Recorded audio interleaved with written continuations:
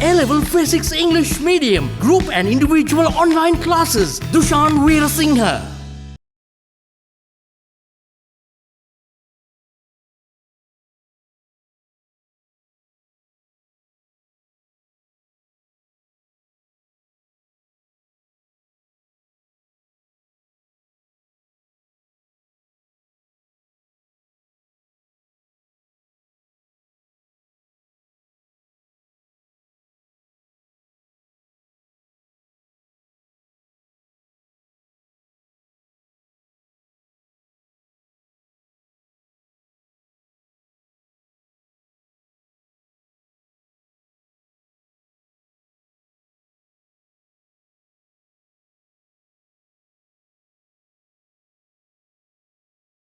පුතේ මම XI right XI පළවෙනි ගානට එන්න ඉස්සෙල්ලා මම ඔයගොල්ලන්ගේ සරලානුවර්ති චරිතය අන්තිම කොටස කියලා දෙනවා. සරලානුවර්ති චරිතය අන්තිම කොටස මට කියලා දෙන්න ඕනේ. right දෝලන කාලය සම්බන්ධව. right සරලානුවර්ති චරිතයේ අන්තිම කොටස දෝලන කාලය හා සම්බන්ධ තියරි ටික කියලා දෙන්න ඕනේ. right මොකද්ද මේ පාඩම සරලානුවර්ති චරිතය. right ඔයගොල්ලත් එක්ක මම මුල් ටික කරා. දෝලන කාලය. ඉතින් දෝලන කාලය කිව්වම right ඔයගලන්ට ප්‍රධාන කොටස් හතරකට ගැටළු ආකාර මම බෙදන්න පුළුවන්. ගැටළු ආකාර හතරක් තියෙනවා. එකක් තමයි සරල අවලම්බේ දෝලන කාලය. සරල අවලම්බයක දෝලන කාලය අපි කොහොමද ගන්නේ? right මම මේ කතා කරන්නේ තියරික් පාර්ට් එක. හොඳට අහගන්න.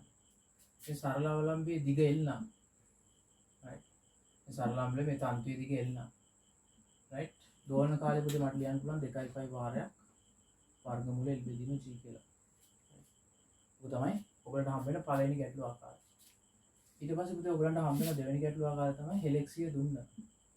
මේ වගේ දුන්නකට සිම්පල් m කියන ස්කන්ධයක් ඈඳුවොත් ඒක තිරස්ව හඳන්න පුළුවන්. මේ කියන්නේ පොළොව මත තියලා මට සරලානුවර්ති චලිතයක් දෙන්න පුළුවන්. නැත්නම් සීලිමක එල්ලලා සරලානුවර්ති චලිතයක් දෙන්න පුළුවන්. සීලිමක එල්ලලා ඔය ඕනම අවස්ථාවකදී මට t ලියන්න පුළුවන්. 2.5 වර්ගමූල m බෙදීම k කියලා. m කියලා කියන්නේ මේ right මේ මොකක්ද දුන්නට ආන්දන ස්කන්ධ, k කියලා කියන්නේ දුනු නියතය. right දුනු නියතය. right මේක l කියලා කියන්නේ තන්තුවේ දිග. right තන්තුවේ දිග. ඊට අමතරව ඔයගොල්ලන්ට තවත් සිලබස් එකේ ගැටළු ආකාර කීපයක් තියෙනවා. එකක් තමයි කිසියම් වස්තුවක් ජලයේ පාවෙනවා නම් හිතන්නකෝ මේ ඍජුකෝණ ආශ්‍රාකාර දණ්ඩක් මේ විදිහට පාවෙනවා කියලා. right මේ ගිලිච්ච කොටසේ උස h නම් ගිලිච්ච කොටසේ උස h නම් මේ ද්‍රවයක ජලයේ නෙමෙයි ඕනම ද්‍රවයක පාවෙනවා.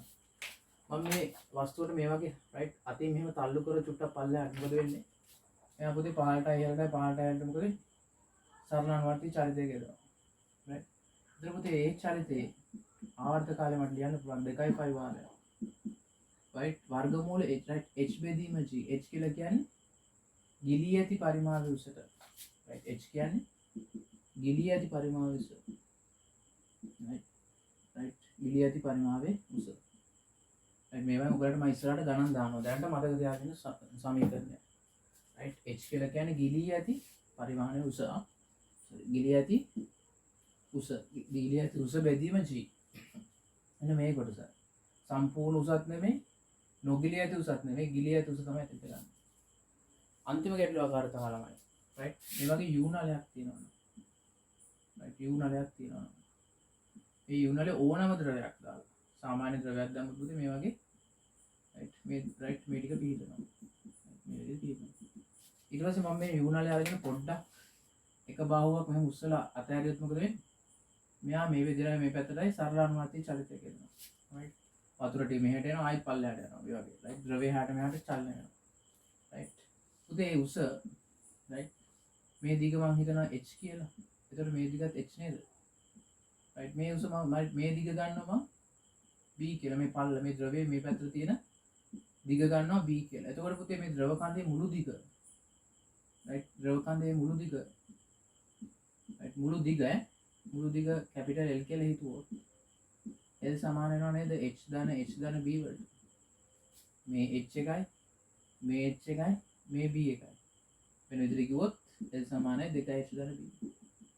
right සරල අනුවර්තිත චලිතය right දෝලන කාලය සමාන වෙනවා පුතේ 2.5 වාරයක් L බෙදීම දිග සම්පූර්ණ දිග දෙකෙන් බෙදලා ඒක G වලින් ආයෙත් බෙදන්න ඕනේ ඒක තමයි right මේ වගේ right U නලයක් ආශ්‍රිත ද්‍රවයක් තිබ්බොත් ඒකේ right මොකද්ද දෝලන කාලය සමීකරණය නම් මේ ගැටලු ආකාර හතර ඔයගොල්ලෝ හොඳට අවබෝධ කරගන්න ඕනේ එක්සෑම් එකේ ගැටලුවක් ලැබුවොත් දෙවෙනි ගානේ right දෙවෙනි ගැටලුවේ කියනවා සීලිමක් තියනවලු සීලිමක් තියෙනවා මේ සීලිමේ right simple L දිගකට right අවලම්බයක් තියනවලු right සීලිවත් පොළොවත් අතර උස capital H right capital H right මෙන්න මේ අවලම්බ අට්ටට පොළොවේ සිට ඇති දුර D right ඔයගලන්න කියනවා right මේ ප්‍රස්ථාර පහෙන් නිවැරදි ප්‍රස්ථාරය තෝරන්න කියලා මේ ප්‍රස්ථාර පහෙන් නිවැරදි ප්‍රස්ථාරය තෝරන්න මොකද්ද ප්‍රස්ථාරය ඔයගොල්ලෝ බලන්න ඉස්සෙල්ලා ඉස්සෙල්ලා ප්‍රස්ථාර ටික අධ්‍යයනය කරන්න ප්‍රස්ථාර ටික අධ්‍යයනය කරන්න ප්‍රස්ථාර පුතේ y අක්ෂයට තියෙන කාලයේ වර්ගය x අක්ෂයට දෙනවා d දුර d කියලා කියන්නේ මෙන්න මේ දුර right අපි මේක චුට්ටකට පැත්තකට අතහැරියොත් ඔයගොල්ලෝ දන්නවා ඕලම සරල අවලම්බයක දෝලන කාලය දැන් හොයන්න පුළුවන් සූත්‍රය t සමානයි 2.5 වර්ගමූල l බෙදීම c right l බෙදීම c ඕකේට පුතේ අපි ආවර්ත කාලය ගන්නනේ right දැන් මේ ගැටලුව මේ උදාහරණයට අනුව right මම මේක ලිව්වොත් මේ l තමයි මෙතෙන්ට දාන්න වෙන්නේ හැබැයි ඒගොල්ලෝ කියන l ගන්න එපා d මේකට ඇදලා ගන්නලු d ආදලා මේක ඇතුළට දාන්නලු එහෙනම් මට d ලියන්න පුළුවන් l කියන එක ලියන්න පුළුවන් නේ පුතේ මේ සම්පූර්ණ h උසෙන් d අඩු කරොත් මට l කියන එක නැවතත් ලියන්න පුළුවන් එහෙනම් l සමාන වෙනවා capital H කියන d අඩු කරත් ඒකත් l විදිහට ලියන්න පුළුවන් වුණා එහෙනම් මම මේ සූත්‍රය නැවත සකස් කරලා ලියනවා t සමාන 2.5 වර්ගමූල l බෙදීම g කියන එක නැවත සකස් කරලා ලියනවා t සමාන 2.5 right h ඍණ d capital H ඍණ d බෙදීම g කියලා right l වෙනුවට h ඍණ d දාන්න right ඊට පස්සේ පුතේ ඕනේ right මේක ප්‍රැක්ටිකල් එකක් ඔයාලා එක්සෑම් එකේ right විද්‍යාගාරේ එක්සෑම් එකේ තාම ප්‍රැක්ටිකල් එකක් එතකොටමයි මේ ප්‍රැක්ටිකල් එක මෙහෙම තිබුත් සාමාන්‍ය ප්‍රැක්ටිකල්ස් වලදී සමීකරණ මෙහෙම තිබුත් ගාන හදන්න බෑ වර්ගමූල ඇතුළත තිබුත් මොකද කරන්නේ ඉස්සෙල්ලාම වර්ගමූල දෙපැත්තම අයින් කරන්න ඕනේ නේද දෙපැත්ත වර්ග කරමු t වර්ග සමාන 2.5 වර්ග කරොත් 2.5 වර්ග කරනවා කියන්නේ දෙකත් වර්ග වෙනවා 5ත් වර්ග වෙනවා දෙක වර්ග කරොත් 4යි 5 වර්ග කරොත් 5 වර්ග 2.5 වර්ගය right මේ වර්ගමූලය නැති වෙනවා පුතේ right වර්ගමූලයක් වර්ග කරොත් වර්ගමූලය නැති වෙනවා h ඍණ d බෙදීම g කියලා නේද ඊට පස්සේ මොකද කරන්නේ මේක අරන් තියනවා y අක්ෂයට t වර්ගයත් x අක්ෂයට d තරම් තියෙනවා ඔබට සමීකරණ දැක්ක ගමන් ඔළුවට එන්න ඕන ඊළඟ මොකද්ද right සමීකරණ මේ වගේ දැක්ක ගමන් ඔළුවට එන්න ඕන පුතේ මොකද්ද y මොකද්ද x කියන එක right දැන් මේගොල්ලෝ හැටියට y ගන්න තියෙන්නේ t වර්ග x වල ගන්න කියන්නේ d right එහෙනම් පුතේ මේක ඊළඟ පියවර වෙන්න ඕනේ y උක්ත කරන්න ඕනේ right හැමතිස්සෙම y උක්ත කිරීම right y උක්ත කරනවා right මේක y උක්ත වෙලා තියෙන්නේ කොහොමද මම x තියෙන විදිහට දැන් මෙහෙම තියෙද්දි x ලියන්න බෑ x කඩා ගන්න ඕනේ මේ d කියන එක සමීකරණයට අවශ්‍ය විදිහට කඩා ගන්න ඕනේ එහෙනම් මම මොකද කරන්න ඕනේ t වර්ග සමානයි 4යි 5 වර්ග බෙදීම g කියන එක මේ පැත්තට ගන්නවා h ඍණ d නැවතත් මේ විදිහට ගන්න පුළුවන් මොකද g කියන එක මෙයාටත් පොදුයි right g කියන එක මේ පැත්තට ගත්තා h ඍණ d එහා පැත්තට ලියුවා t වර්ග සමානයි right ඉතින් මේක සකස් කරලා ලියනවා 4යි 5 වර්ග right 4යි 5 වර්ග බෙදීම g වාරයක් h මම මේ වරහන් කරනවා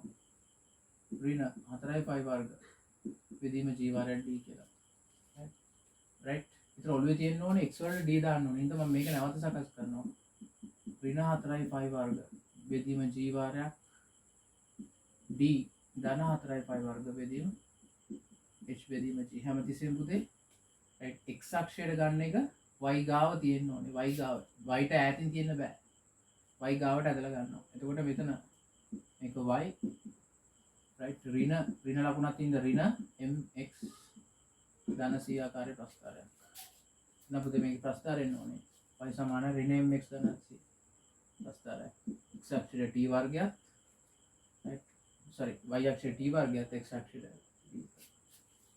විතර වෙන්න ඕනේ උත්තර ඒක වෙන්න ඕනේ right එහෙනම් ඔයගොල්ලෝ තේරුම් ගන්න ඕගොල්ලෝ තේරුම් ගන්න එක්සෑම් එකේ මේ කොටස දැනගත්තා කියලා තියරි ක්ලාස් එකට ගියා කියලා ප්‍රශ්නයක් කරන්න බෑ. කරුණාකරලා ඒක ඉස්සෙල්ලා තේරුම් ගන්න. තියරි ක්ලාස් එකේ දෙන්නේ මේ කැලේ විතරයි. රයිට්? තියරි ක්ලාස් එකේ දෙන්නේ මේ කැලේ විතරයි. අනිත් හිතන ඔක්කොම පාඩේ ඔයගොල්ලෝ දැනගන්න ඕනේ පේපර් ක්ලාස් එකේ. Right? Paper class theory class එකේ දෙන්නේ නැහැ නේ මේ ටික. පැහැදිලිනේ? තියරි ක්ලාස් එකේද මේවා උගන්වන්නේ. ගණන වෙලාත් නැහැ. රයිට්?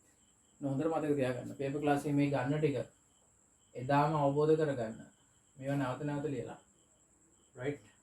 එකපාරක් හරි ලියලා යවන්න පුතේ. මම ඔයාලට කියනවා හැමතිස්සෙම පේපර් ක්ලාස් එක කරන වැඩ එකපාරක් ඊළඟට මම දෝලන තරංග තියරි ටිකක් දෙනවා. ඉක්මනට මේක ලියා ගන්න. දෝලන තරංග තියරි. දෝලන තරංග තියරි. දෝලන තරංග තියරි වල පුතේ. රයිට්? දෝලන තරංග තියරි ඔයගලන්ට මුලින්ම රයිට් තරංග වර්ගීකරණය. රයිට්? තරංග වර්ගීකරණය තමයි මුලින්ම තියෙන්නේ. තරංග වර්ගීකරණය. පුතේ තරංග වර්ගීකරණය ප්‍රධාන කොටස් දෙකකට බෙදන්න පුළුවන්. මූලික වර්ගීකරණය.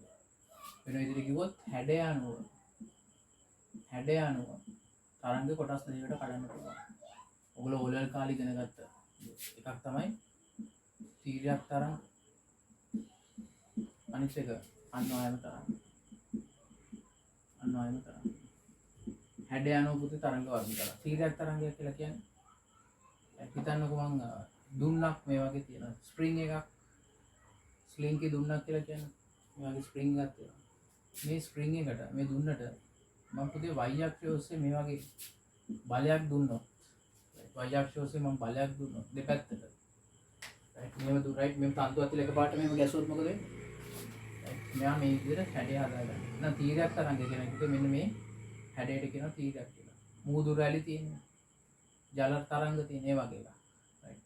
ඒතර මේ ස්ලින්කි දුන්න කොයි වගේද හැදෙන්නේ? මේ වගේ හැදෙන්න ගන්න. මේකට කියනකොට තීරයක් කියලා. අන්වායම කියලා කියන්නේ රයිට් මේ දුන්නට මම x අක්ෂය ඔස්සේ බලයක් දුන්නා. මේ පැත්තට හයියෙන් ගැසුවොත් මොකද වෙන්නේ? රයිට්. රයිට් මෙන්න මේ වගේ පුදු තරංග හැදෙනවා. රයිට්. තරංග හැදෙනවා. රයිට්. එක තැනක සම්පීඩනය වෙලා ඝනත්වය වැඩි වෙලා තියෙනවා.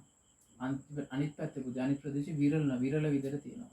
ඒතකොට මේ වැඩේට කියනවා අන්වායම. මේ තරංග දෙකම ගමන් කරන්නේ පුදු දකුණු පැත්තට. දකුණු පැත්තට. හැබැයි මේ තරංග දෙකේ තියෙන විශේෂත්වය තමයි මේ තරංගේ මොකක් හරි කැමති තැනක අංශුවක් ගත්තොත් කැමති තැන ඕන අංශුව මෙතනින් ගමු. මේ අංශුව පුතේ රයිට් ඒ අංශුව සරලානුවර්ති චලිතය දෙන පුතේ උඩටයි පල්ලෙහාටයි. තරංගය ගමන් කරන දිශාව දකුණට තරංග දිශාව.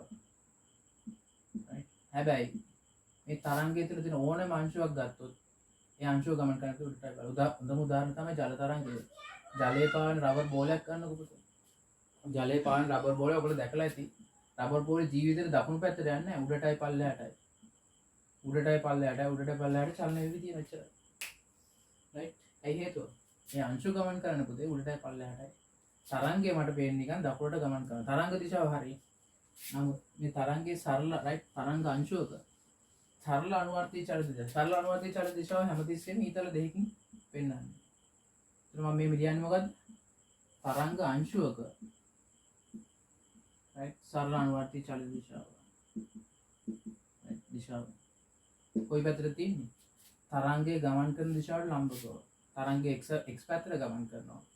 right සරල අනුවර්තී චලිතය දෙන්නේ පුතේ y පැත්ත. ඒක හොඳටම තේරුම් ගන්න පුළුවන් මේ දෙන බලයට. මේ බලන්න. දෙන්නේ බලය y පැත්තට නම් එයාගේ තරංග අංශුත් ගමන් කරන්න පුතේ y පැත්තට. දෙන්නේ බලය x පැත්තට නම් මේ බලන්න බලය දුන්නේ මම x පැත්තට. කොහොමද තරංගය ගමන් කරන්නේ කොයි පැත්තටද? දකුණු පැත්තට. තරංග දිශාව. හැබැයි පුතේ මේ ඕනම තැනක right මේ අංශුවක් ගත්තොත් මේ අංශුවේ සරල අනුවර්තී චලිත දිශාව තියෙන්නේ right බලය ගමන් කරන දිශාවට. ඒ කියන්නේ තරංග දිශාවට තමයි. සරල අනුවර්තී චලිත දිශාව. මොනවද? තරංගයේ අංශුවක. right තරංගයේ අංශුවක. එහෙනම් පුතේ මූලිකව ඔයගලන් තරංගයේ හැඩය අනුව වර්ග කරොත් right හැඩය අනුව වර්ග කරොත් තීරයක් තරංගයක් කියලා කියන්නේ මේ හැඩේ තීරයක් තරංගයක අංශුවක සරල අනුවර්තී චලිත දිශාව හැමතිස්සෙම තියෙන්නේ. තරංගයේ ගමන් කරන දිශාවට ලම්බව.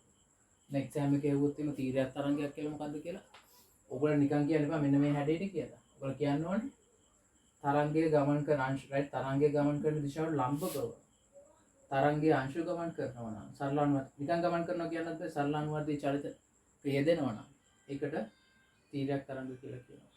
ඔයගොල්ලෝ ඇහුවොත් ඒ එක්සෑම් අන්වාම තරංගයක් කියන්නේ මොකක්ද කියලා? ඔයගලන් කියන්න ඕනේ තරංගය ගමන් කරන දිශාවටම තරංගේ අංශු තරංගාංශු සරලානුවර්ති චලිතය යෙදෙනවා නම් ඒකට කියනවා අන්වාම කියලා. හොඳම උදාහරණ පුතේ තීරයක් වලට ජල තරංග. right ජල තරංග. right අන්වාම වලට හොඳම උදාහරණ තමයි ශබ්ද නැත්නම් ධ්වනි තරංග. අපි ශබ්ද තරංග කියලා සාමාන්‍යයෙන් කියන්නේ අපි කියන්නේ ධ්වනි තරංග කියලා. ධ්වනිය හැමතිස්සෙම පුතේ කෙලින්ම යන්නේ. right කවදාවත් හිතන්න බෑ ධ්වනිය යන්නේ මේ විදිහට කියලා. right අපි කතා කරන අපේ භාෂා අපි අපේ හඬ හෙන්නේ හැමතිස්සෙම අන්වාම විදිහට කෙලින් යන්නේ. right මේක තමයි ඔයගොල්ලෝ right තරංග වල හම්බෙන මූලික වර්ගීකරණය. right ගමන් ගන්න මාධ්‍ය මත තරංගේ ගමන් කරන මාධ්‍ය මත වර්ග කරන්න පුළුවන්. දෙවෙනි එක තරංගේ right සරල අනුවර්ති චලිත දිශාව මත. ඒක ඔයගොල්ලෝ දැන් දන්නවා. සරල අනුවර්ති චලිත දිශාව මත වර්ග කරන්න පුළුවන්.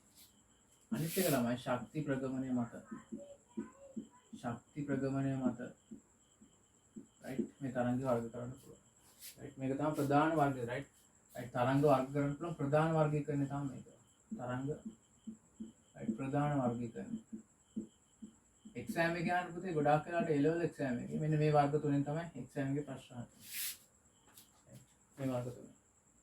right ඒකෙත් පුතේ මම ඉස්සෙල්ලාම මාධ්‍ය මත වර්ග කරොත් right මාධ්‍ය මත වර්ග කරොත් මාධ්‍යයක් සහිත සහ මාධ්‍යයක් රහිත කියලා පුතේ කොටස් දෙකකට බෙදන්න පුළුවන්. මාධ්‍යයක් සහිත මාධ්‍යයක් රහිත. මාධ්‍යයක් ඕනේ නැහැ සමහර තරංග වලට. හොඳම උදාහරණය විද්‍යුත් චුම්බක තරංග. right විද්‍යුත් චුම්බක තරංග. මේකට කිසිම මාධ්‍යයක් ඕනේ නැහැ. හොඳම උදාහරණ පුතේ අපිට ලැබෙන සූර්යාගෙන් ලැබෙන ආලෝක කිරණ. right අපි පෘථිවිය මේ වගේ ඩොට් එකක් වගේ සූර්යයට පේනවා නම් එයාගෙන් යන ආලෝක කිරණය ගමන් කරනකොට විශාල රික්තක හම්බ වෙනවා පුතේ අවකාශයේ. රික්තක කියලා කියන්නේ කිසිම වායු අංශයක්වත් නැහැ ඒවයි. මොනවත් නැහැ රික්තක. right එතකොට පුතේ ආලෝක කිරණ රික්තකයක තුල හොඳට ගමන් කරන්න පුළුවන් යාට. right එහෙනම් පුතේ මාධ්‍යයක් රහිතව ගමන් කරන්න පුළුවන් එකම තරංග වර්ගය තමයි විද්‍යුත් චුම්බක තරංග. විද්‍යුත් චුම්බක තරංග. විද්‍යුත් චුම්බක තරංග තමයි උදාහරණ ආලෝක කිරණ. X කිරණ. X-ray ගන්න අපි ඇඟේ. ගැමා කිරණ. මයික්‍රෝ තරංග. ටීවී රේඩියෝ අපි ටීවී රේඩියෝ බලනවානේ. ටීවී right ටීවී බලන රේඩියෝ අනේ ඒවයි තරංග පුතේ ගොඩක් වෙලාට විද්‍යුත් චුම්බක තරංග. right උදාහරණ. මේක පුතේ හැඩය ගත්තොත් හොඳට මතක තියාගන්න මේ හැඩය. right උදාහරණය ආලෝක කිරණ. right ආලෝකය X-ray X කිරණ ගැමා කිරණ. right UV කිරණ IR කිරණ ඔක්කොම විද්‍යුත් චුම්බක තරංග ගන්නට වැටෙනවා. මම ඔයගොල්ලන්ට ඒක පස්සේ වෙනම නෝට්ටයක් දෙන්න. දැන් නිකන් උදාහරණ ටිකක් කිව්වා. උදේ මේකේ හැඩය ගත්තොත් හොඳට මතක තියාගන්න. විද්‍යුත් චුම්බක තරංගයක් හැඩය තීරයක් තරංගයකට සමාන. තීරයක් මෙන්න මේ වගේ යන්නේ. ඇයි හේතුව? විද්‍යුත් ශ්‍රේෂ්ඨයකටත් චුම්බක ශ්‍රේෂ්ඨයකටත් මැදිව තමයි මේ තරංගය ගමන් කරන්නේ. මේ දෙකේ සංප්‍රයුක්තය තමයි right විද්‍යුත් චුම්බක කියලා කියන්නේ. එයාට විද්‍යුත් ගුණ දෙන කරන්ට් එක තියෙන ගුණ තියෙනවා. right ඒ වගේම චුම්බක right ඒකේ චුම්බකත්වය කියන්නේ සාමාන්‍ය ඇදලා ගන්න පුළුවන් ගුණක් තියෙනවා ඒකේ. දෙකම තියෙනවා. right ඒ හින්දා දුදේ විද්‍යුත් චුම්බක තරංගයක් තීරයක් තරංගයක් ගණයට වැටෙනවා. right තීරයක් තරංග ගණයට වැටෙනවා. හොඳම උදාහරණය ආලෝක කිරණ තීරයක් තරංගයක්. ආලෝක කිරණයක් අන්වායම වෙන්නේ නැහැ. ආලෝක කිරණ කියන්නේ මේ වගේ තීරයක් විදිහට. නමුත් අපිට පේන්නේ සරල රේඛාවක් වගේ නේ. නමුත් ඒක මොන ගණයට වැටෙන්නේ? තීරයක් තරංග ගණයට. right ඊට පස්සේ පුතේ මාධ්‍යයක් right මාධ්‍යයක් සහිත තරංග කියලා කිව්වා. right අනිත් හැම තරංගයක්ම මාධ්‍යයක් සහිත තරංග වෙන්න ඕනේ. මාධ්‍යයක් සහිත තරංග. මොනවද උදාහරණ? ජල තරංග. ජල තරංගයට මොකක්ද අවශ්‍ය මාධ්‍ය? ජලය. right ජලය. ඊට පස්සේ ළමයි ධ්වනි තරංග. ධ්වනි තරංග ඔයගොල්ලෝ දන්නවා මොන හැඩයක් තියෙන අන්වායම හැඩයක්. ඒකට කරන අවශ්‍ය මාධ්‍ය මොකක්ද? ඒකට අවශ්‍ය මාධ්‍ය right අංශු වායු අංශු නැත්තම් අපි රික්තකයක කොච්චර හයියෙන් කෑ ගැහුවත් right අපේ ශබ්දයක් ඇහෙන්නේ නැහැ. රික්තකයක කොච්චර හයියෙන් කෑ ගැහුවත් right ශබ්දයක් ඇහෙන්නේ නැහැ. හේතුව මාධ්‍ය වායු අංශු වායුවක් තියෙන්න ඕන. හොඳට මතක තියාගන්න. මාධ්‍ය මත තරංග ප්‍රධාන කොටස් දෙකකට වර්ග කරන්න පුළුවන්. එකක් මාධ්‍යයක් රහිත එකම එක තරංග වර්ගයක් තියෙන විද්‍යුත් චුම්බක, මාධ්‍යයක් සහිත ඕනම තරංග වර්ගයක් රයිට් විද්‍යුත් චුම්බක හැර රයිට් ඒගොල්ලන්ට මාධ්‍යයක් අවශ්‍යයි. උදාහරණ ජල තරංග සරලානුවර්ති චලිත දිශාව මත.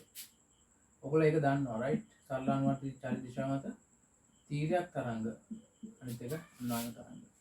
ඒකට එක්සෑම් එකේ යන්නේ හැඩය අණු වර්ග කරන්න කියලා.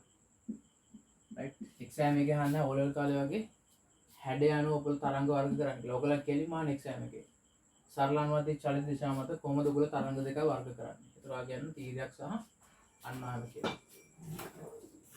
දැන් තීරයක් කියලා කියන්නේ තරංගය ගමන් කරන දිශාවට ලම්බකව තරංගයේ අංශු සරලානුවර්ති චලිත යොදනවා. ඒ තරංගය ගමන් කරන්නේ x පැත්තට. තරංග ගමන් දිශාව. හැබැයි ඒ තරංග අංශු වල සරලානුවර්ති චලිත දෙදෙන පුතේ. තරංග අංශු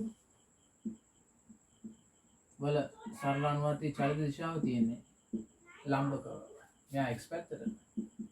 මෙයා තියෙන්නේ y පැත්තට. y දිශාවට. y දිශාවට. දැන් ලම්බක කියලා කිව්ව ගමන් මට මතක් වෙනවා තීරයක් තරංග. අන්වායම කියලා කියන්නේ ඔකේ අනිත් පැත්ත ප්‍රතිවිරුද්ධ එක. අන්වායම. අන්වායම කියලා කියන්නේ තරංගය ගමන් කරනවා කෙලින්. ඒ තරංග දිශාව. හැබැයි එයාගේ සරලානුවර්ති චලිත ඕනම ලක්ෂයක සරලානුවර්ති චලිත තියෙන්නේ එම දිශාව තමයි. තරංගය ගමන් කරන්නේ x පැත්තට. සරලානුවර්ති චලිත තියෙන x පැත්තට. ඒක ඔයගොල්ලෝ පෙන්නන්න ඕනේ. එක්සෑම් එකේ ඔයගොල්ලන්ට තේරෙන්නේ නැත්නම් විස්තර කරන්න මේක ඇඳලා ලකුණු දෙනවා ෆුල් මාක්ස්. එක්සෑම් එකේ මේ වගේ චූටි ප්‍රශ්න අහන්න නැහැ. ඒකයි ප්‍රශ්න තියෙන්නේ.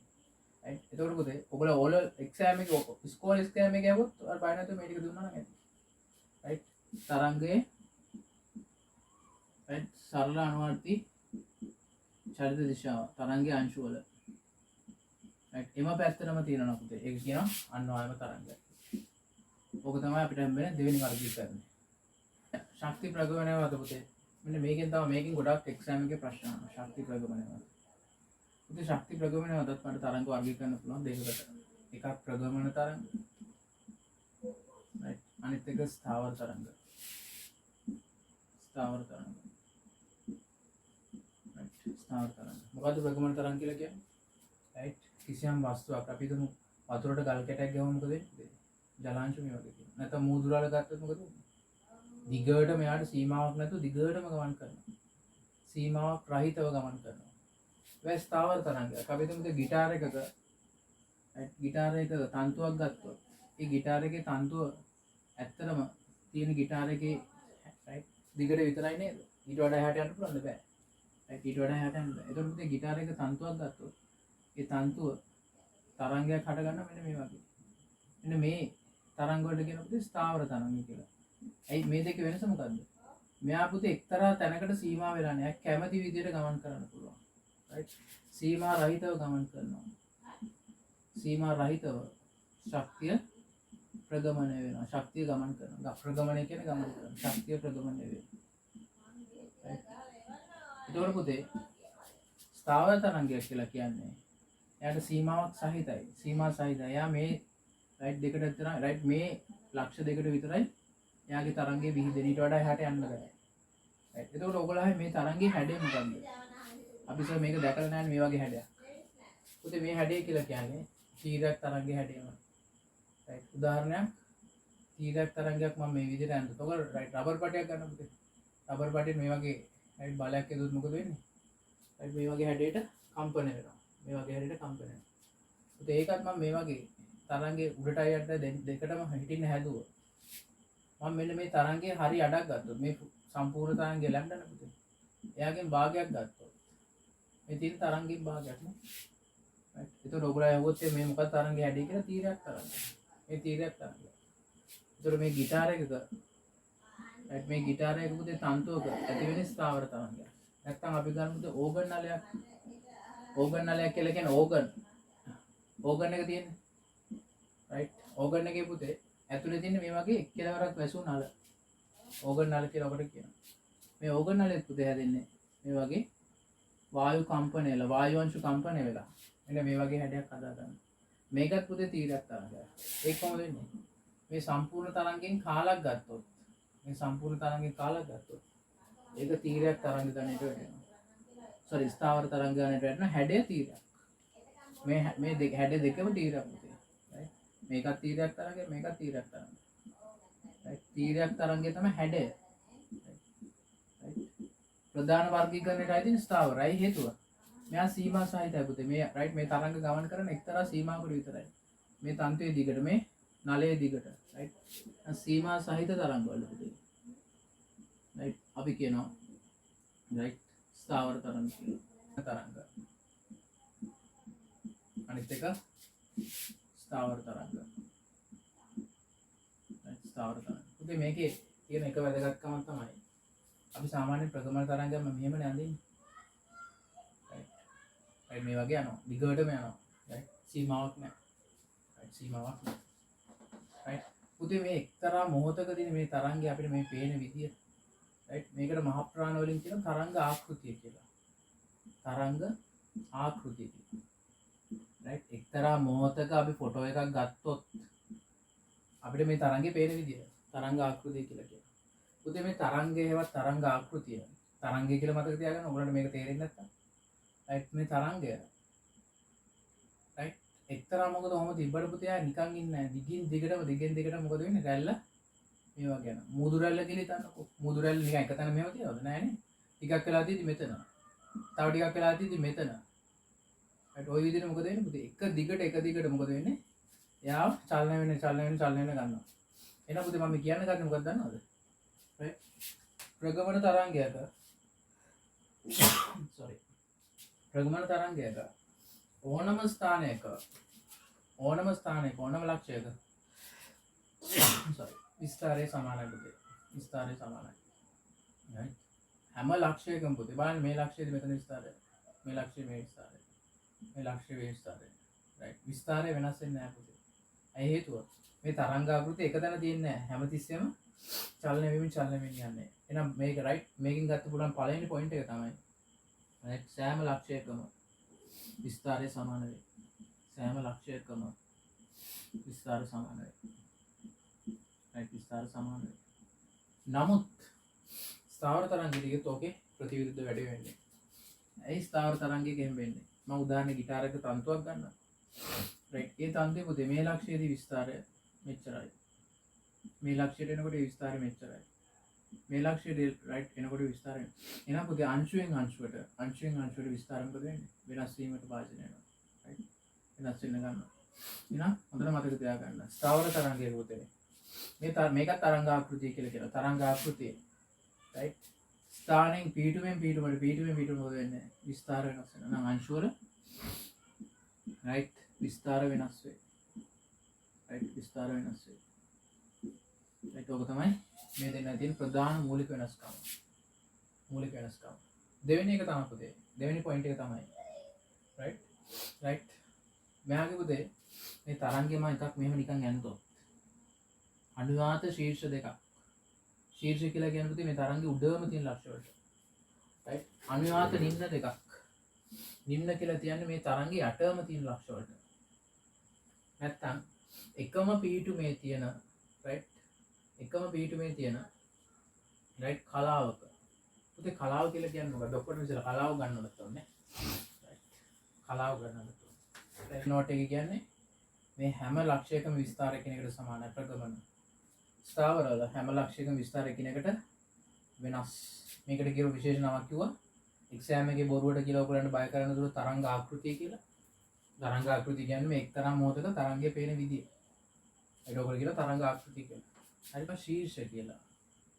මේ තරංගේ උඩම ලක්ෂයට කියනවා ශීර්ෂ කියලා. ශීර්ෂ. යටම ලක්ෂයට කියනවා නිම්න කියලා.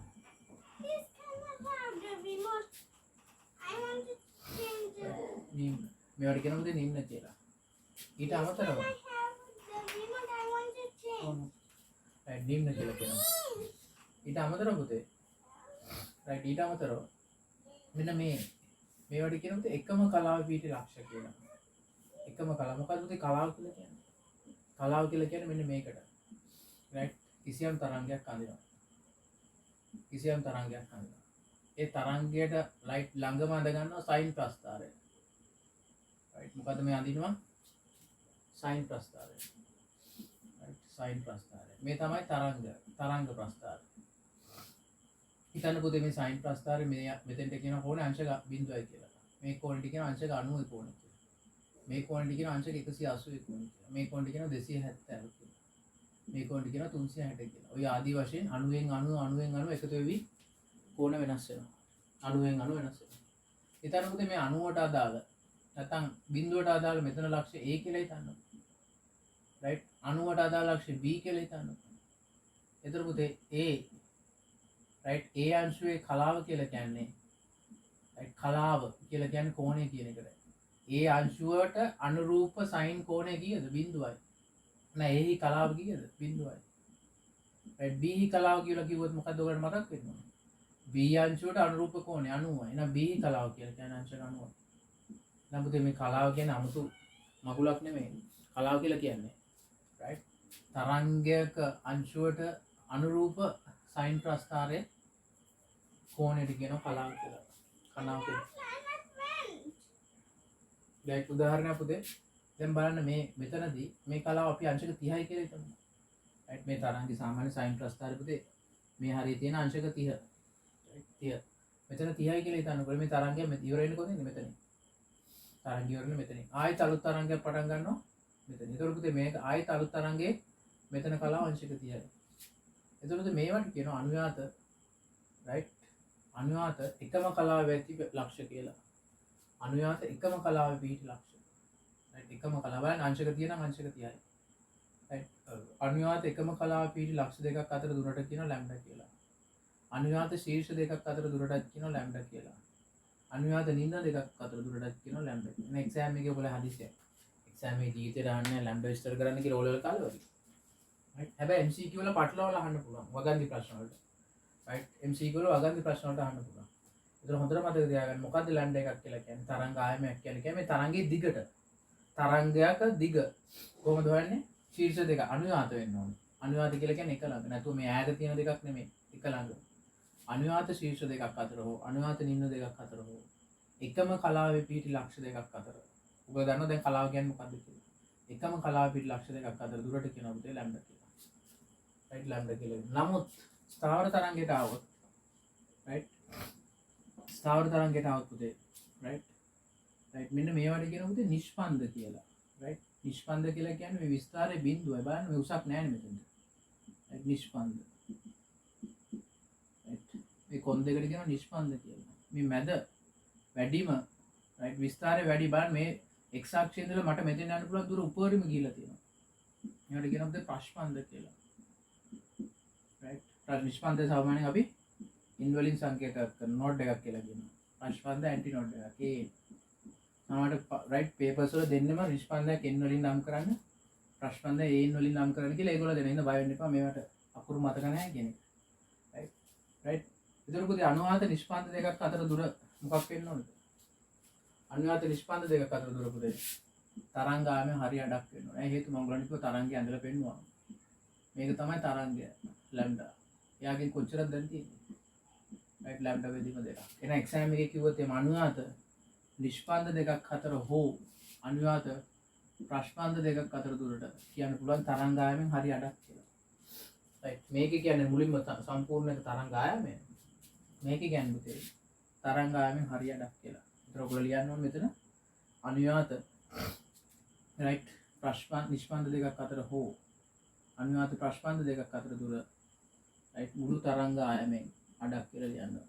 right සියලුම ශක්තිය චාලක ශක්තිය ලෙස ගැබ් වී පවතී. ප්‍රගමන තරංගයක්. ප්‍රගමන තරංගයක් පුතේ මේ වගේ. ස්ථාවර තරංගයක් දැන් ඔයගොල්ලෝ දන්නවා ගේමක් නෑ මේ වගේ. හොඳ අවබෝධයක් තියෙනවා ඔයගොල්ලන්ට තරංග ගැන. ප්‍රගමන තරංග. right මේක ස්ථාවර තරංග. right පළවෙනි ගාන කියන පුතේ. right පළවෙනි ගාන සියලුම ශක්තිය චාලක ශක්තිය නෑ. තරංගයක සියලුම ශක්තිය චාලක ශක්තිය ලෙස ගැබ් වී නෑ. right තරංගයේ විභව ශක්තිය ඇත. මේ උඩට යන්න මොකද වෙන්නේ? විභව ශක්තිය. එහෙනම් හොඳට මතක තියාගන්න තරංගයක ශක්තිය කියලා කියන්නේ චාලක ශක්තිය විතරක් නෙමෙයි විභව ශක්තියත් වෙනවා. විභව ශක්තියත් චාලක ශක්තියේ එකතුව තමයි තරංගයක ශක්තිය කියලා කියන්නේ. ස්ථාවර තරංගයත් එහෙමයි. right තරංගයක ශක්තිය කියලා කියන්නේ right විභව ශක්තියත් චාලක ශක්තියත් මුළු එකතුව තමයි පුතේ. චාලක ශක්තිය මුළු එකතුව තමයි තරංගයේ ශක්තිය. එහෙනම් පළවෙනි ප්‍රකාශය පුතේ වැරදි හේතුව. එයා කියනවා සියලුම ශක්තිය ගැබ් වෙලා තියෙන්නේ චාලක නෑ. විභව ශක්තියක් තියෙනවා. එහෙනම් පළවෙනි ප්‍රකාශය වැරදි. right. දෙවෙනි එහා පැත්තේ එකත් වැරදි. right. දෙවෙනි එක. right. අංශයෙන් අංශයට විස්තර වෙනස් වෙයි. වැරදි. අංශයෙන් අංශයට විස්තර වෙනස් වෙන්නේ මම කරන්නේ කිව්වා. right. මෙයාගේ තරංගාකෘතිය එන්න මොකද වෙන්නේ? එහාට චලනයනකොට මේ උසවල් හැමතිස්සෙම සමානයි. දැන් දෙවෙනි එක වැරදි. අංශයෙන් අංශයට විස්තර වෙනස් වෙන්නේ නැහැ. විස්තර හැම එකේම සමානයි. විස්තර සමාන වෙයි. right. දෙවෙනි ප්‍රකාශයේ වම් පැත්තේ එක වැරදි. දකුණු පැත්තේ කියනවා ඕනෑම අංශයක එකම විස්තර කම්පණය. ඒකේ අනිත් පැත්ත වැරදි. ඕනෑම අංශයක එකම විස්තර නැහැ. right. එන්න විස්තර වෙනස් වෙනවා. right. එහෙනම් දෙවෙනි ප්‍රකාශය වැරදි. තුන්වෙනි එකට යන්න. තුන්වෙනි එකේ කියනවා මාධ්‍යයක් අවශ්‍ය නැත. right. ප්‍රගමන තරංගයට මෙහෙමයි පුතේ. මාධ්‍යයක් අවශ්‍ය නැති ප්‍රගමන තරංගයක් තියෙනවා. හොඳම උදාහරණය විද්‍යුත් චුම්බක තරංග. විද්‍යුත් චුම්බක තරංග වල සීමාවක් නැහැ නේ පුතේ. ඉරේ ඉඳලා එන්නේ මේ මෙහෙට පෘථිවියට. ඒතර විද්‍යුත් චුම්බක තරංගයට මාධ්‍යයක් අත්‍යවශ්‍ය නැහැ. නමුත් ජල තරංග වලට මාධ්‍යයක් ඕනේ. right. එයාට ඕනේ මෙයාට අවශ්‍ය නැහැ. right. මාධ්‍යයක්. එහෙනම් අපිට පොදුවේ කියන්න ඕනේ මාධ්‍යයක් අත්‍යවශ්‍ය නොවේ කියන එක වැරදි. right. සමහර තරංග වලට මාධ්‍යයක් ඕනේ නැත්නම් ඒකට යන්න බෑ. right. එහෙනම් තුන්වෙනි ප්‍රකාශය වැරදි. තුන්වෙනි ප්‍රකාශය එහා පැත්තේ තියෙනවා මාධ්‍යයක් අවශ්‍ය වෙයි කියලා. right. මාධ්‍යයක් අවශ්‍ය වෙයි කියලා. right. ඔව් ස්ථාවර තරංගයේ පුතේ අනිවාර්යෙන් right මාධ්‍යයක් අවශ්‍ය වෙනවා. right. මාධ්‍යයක් අවශ්‍ය වෙනවා. ඒ හින්දා තුන්වෙනි ප්‍රකාශය මෙයා වැරදි. ඉන්න සම්පූර්ණ ප්‍රකාශයෙන් වැරදි. හතරවෙනි එක කියනවා එකම කලාවේ ලක්ෂ දෙකක් අතර කෙටිම දුර තරංග ආයාමයයි. ඕ මම ඔයගොල්ලන්ට කියලා දුන්නා. එකම කලාවේ පීටි ලක්ෂ දෙකක් අතර දුරට අපි කියනවා තරංග ආයාමය කියලා. හතරවෙනි එකේ වම් පැත්ත හරි.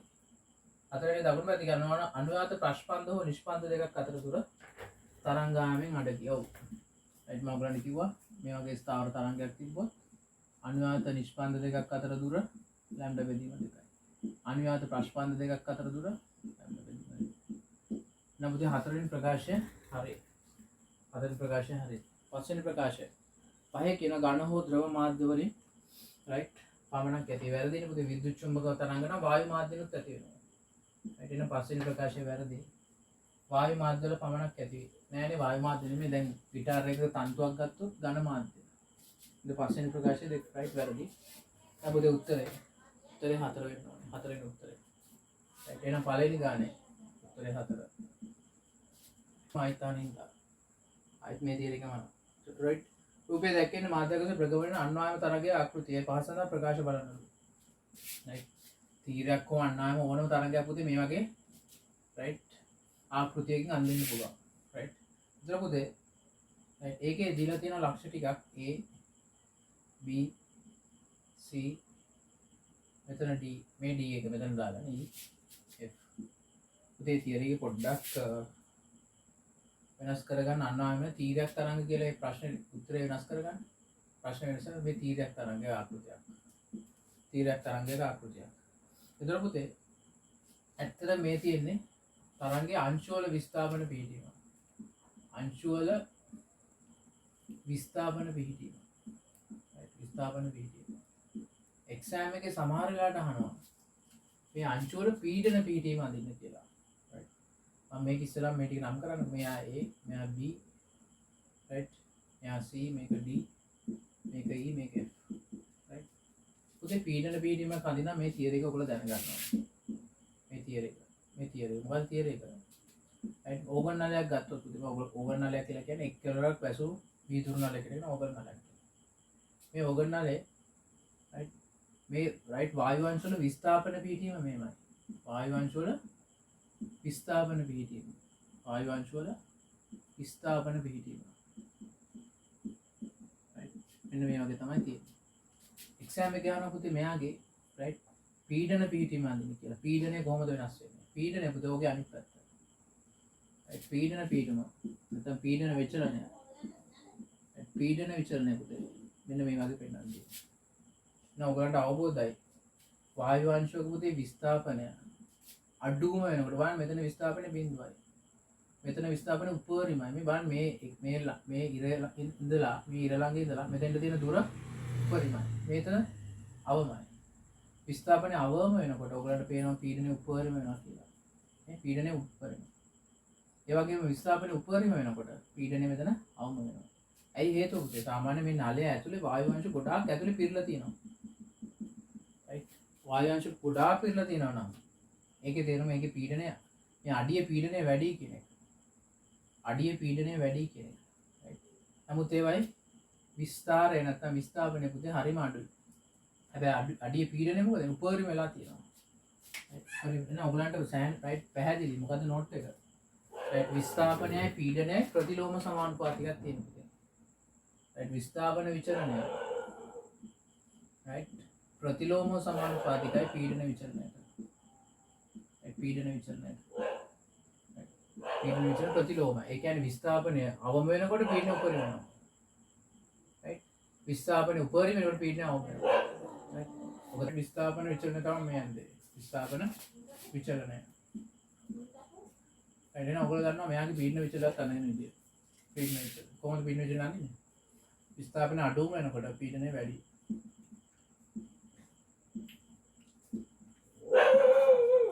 විස්ථාපන අඩුම වෙනකොට පීඩනය වැඩි. විස්ථාපන වැඩි වෙනකොට පීඩනය බිඳුවයි. නමුත් ඔබ මේ වගේ අදින්න පුළුවන්. මොකක්ද මම කියන්නේ? පීඩන විචලනය. පීඩන විචලනය. හරිද? පීඩන විචලනය. මේ A ලක්ෂයට අදාළ පීඩනය මෙන්න මෙතන තියෙනවා. A dash. B ලක්ෂයට අදාළ පීඩනය තියෙන B dash මෙතන. right C වලට අදාළ මෙතන C dash. මෙතන D dash. මෙතන E dash. මෙතන F dash කියලා ගන්නවා. මොනවද එක්සෑම් එකේ හදිසියත් ඔය ගාන ආවොත් පීඩනය හදාගන්න විදිය ඔන්න මම කියලා දුන්නා. විස්ථාපන අඩු වෙනකොට පීඩනය උපරිමයි. විස්ථාපන උපරිම වෙනකොට පීඩනය බිඳුවයි. right ඊට පස්සේ ගාන කියනවා right ACE මගින් සම්පීඩන හෝ විරලන දැක්වේ. right ඊළඟ නෝට් එක උදේ හොඳට මතක තියාගන්න පීඩන වල right විස්ථාපන වල උඩම පොයින්ට්ස් වල කියනවා ශීර්ෂ කියලා. right යටම මෙන්න මේ වලට කියනවා නිම්න කියලා. right නිම්න. පීඩන වල පුතේ උඩම ලක්ෂ වලට කියනවා සම්පීඩන කියලා. සම්පීඩන කියලා. යටම තියෙන ලක්ෂ වලට කියනවා විරලන කියලා කියනවා. පීඩනයේ උපරිම ලක්ෂ වලට කියන සම්පීඩන. පීඩනයේ අවම ලක්ෂ වලට කියන විරලන කියලා. එහෙනම් පුතේ පළවෙනි ප්‍රකාශයේ කියනවා A කියන ප්‍රකාශයෙන් ඒගොල්ලෝ කියනවා A C සහ E A වලට සම්පීඩනයක් හරි. C විරලනයක් ඒකත් හරි. E සම්පීඩන ඒකත් හරි. එහෙනම් AC ලක්ෂ වලින් පුතේ සම්පීඩන හෝ විරලන ඉදිරිපත් කරනවා. හරිනේ පුතේ. A ලක්ෂයෙන් සම්පීඩනයක්. C ලක්ෂයට ගියොත් විරලනයක්. right E ලක්ෂයට આવොත් නැවතත් සම්පීඩනයක්. ඒගොල්ලෝ කියනවා සම්පීඩන හෝ විරලන ඉදිරිපත් කරේ. හරි එහෙනම් පළවෙනි ප්‍රකාශය හරි. right A වලින් සම්පීඩනයක්.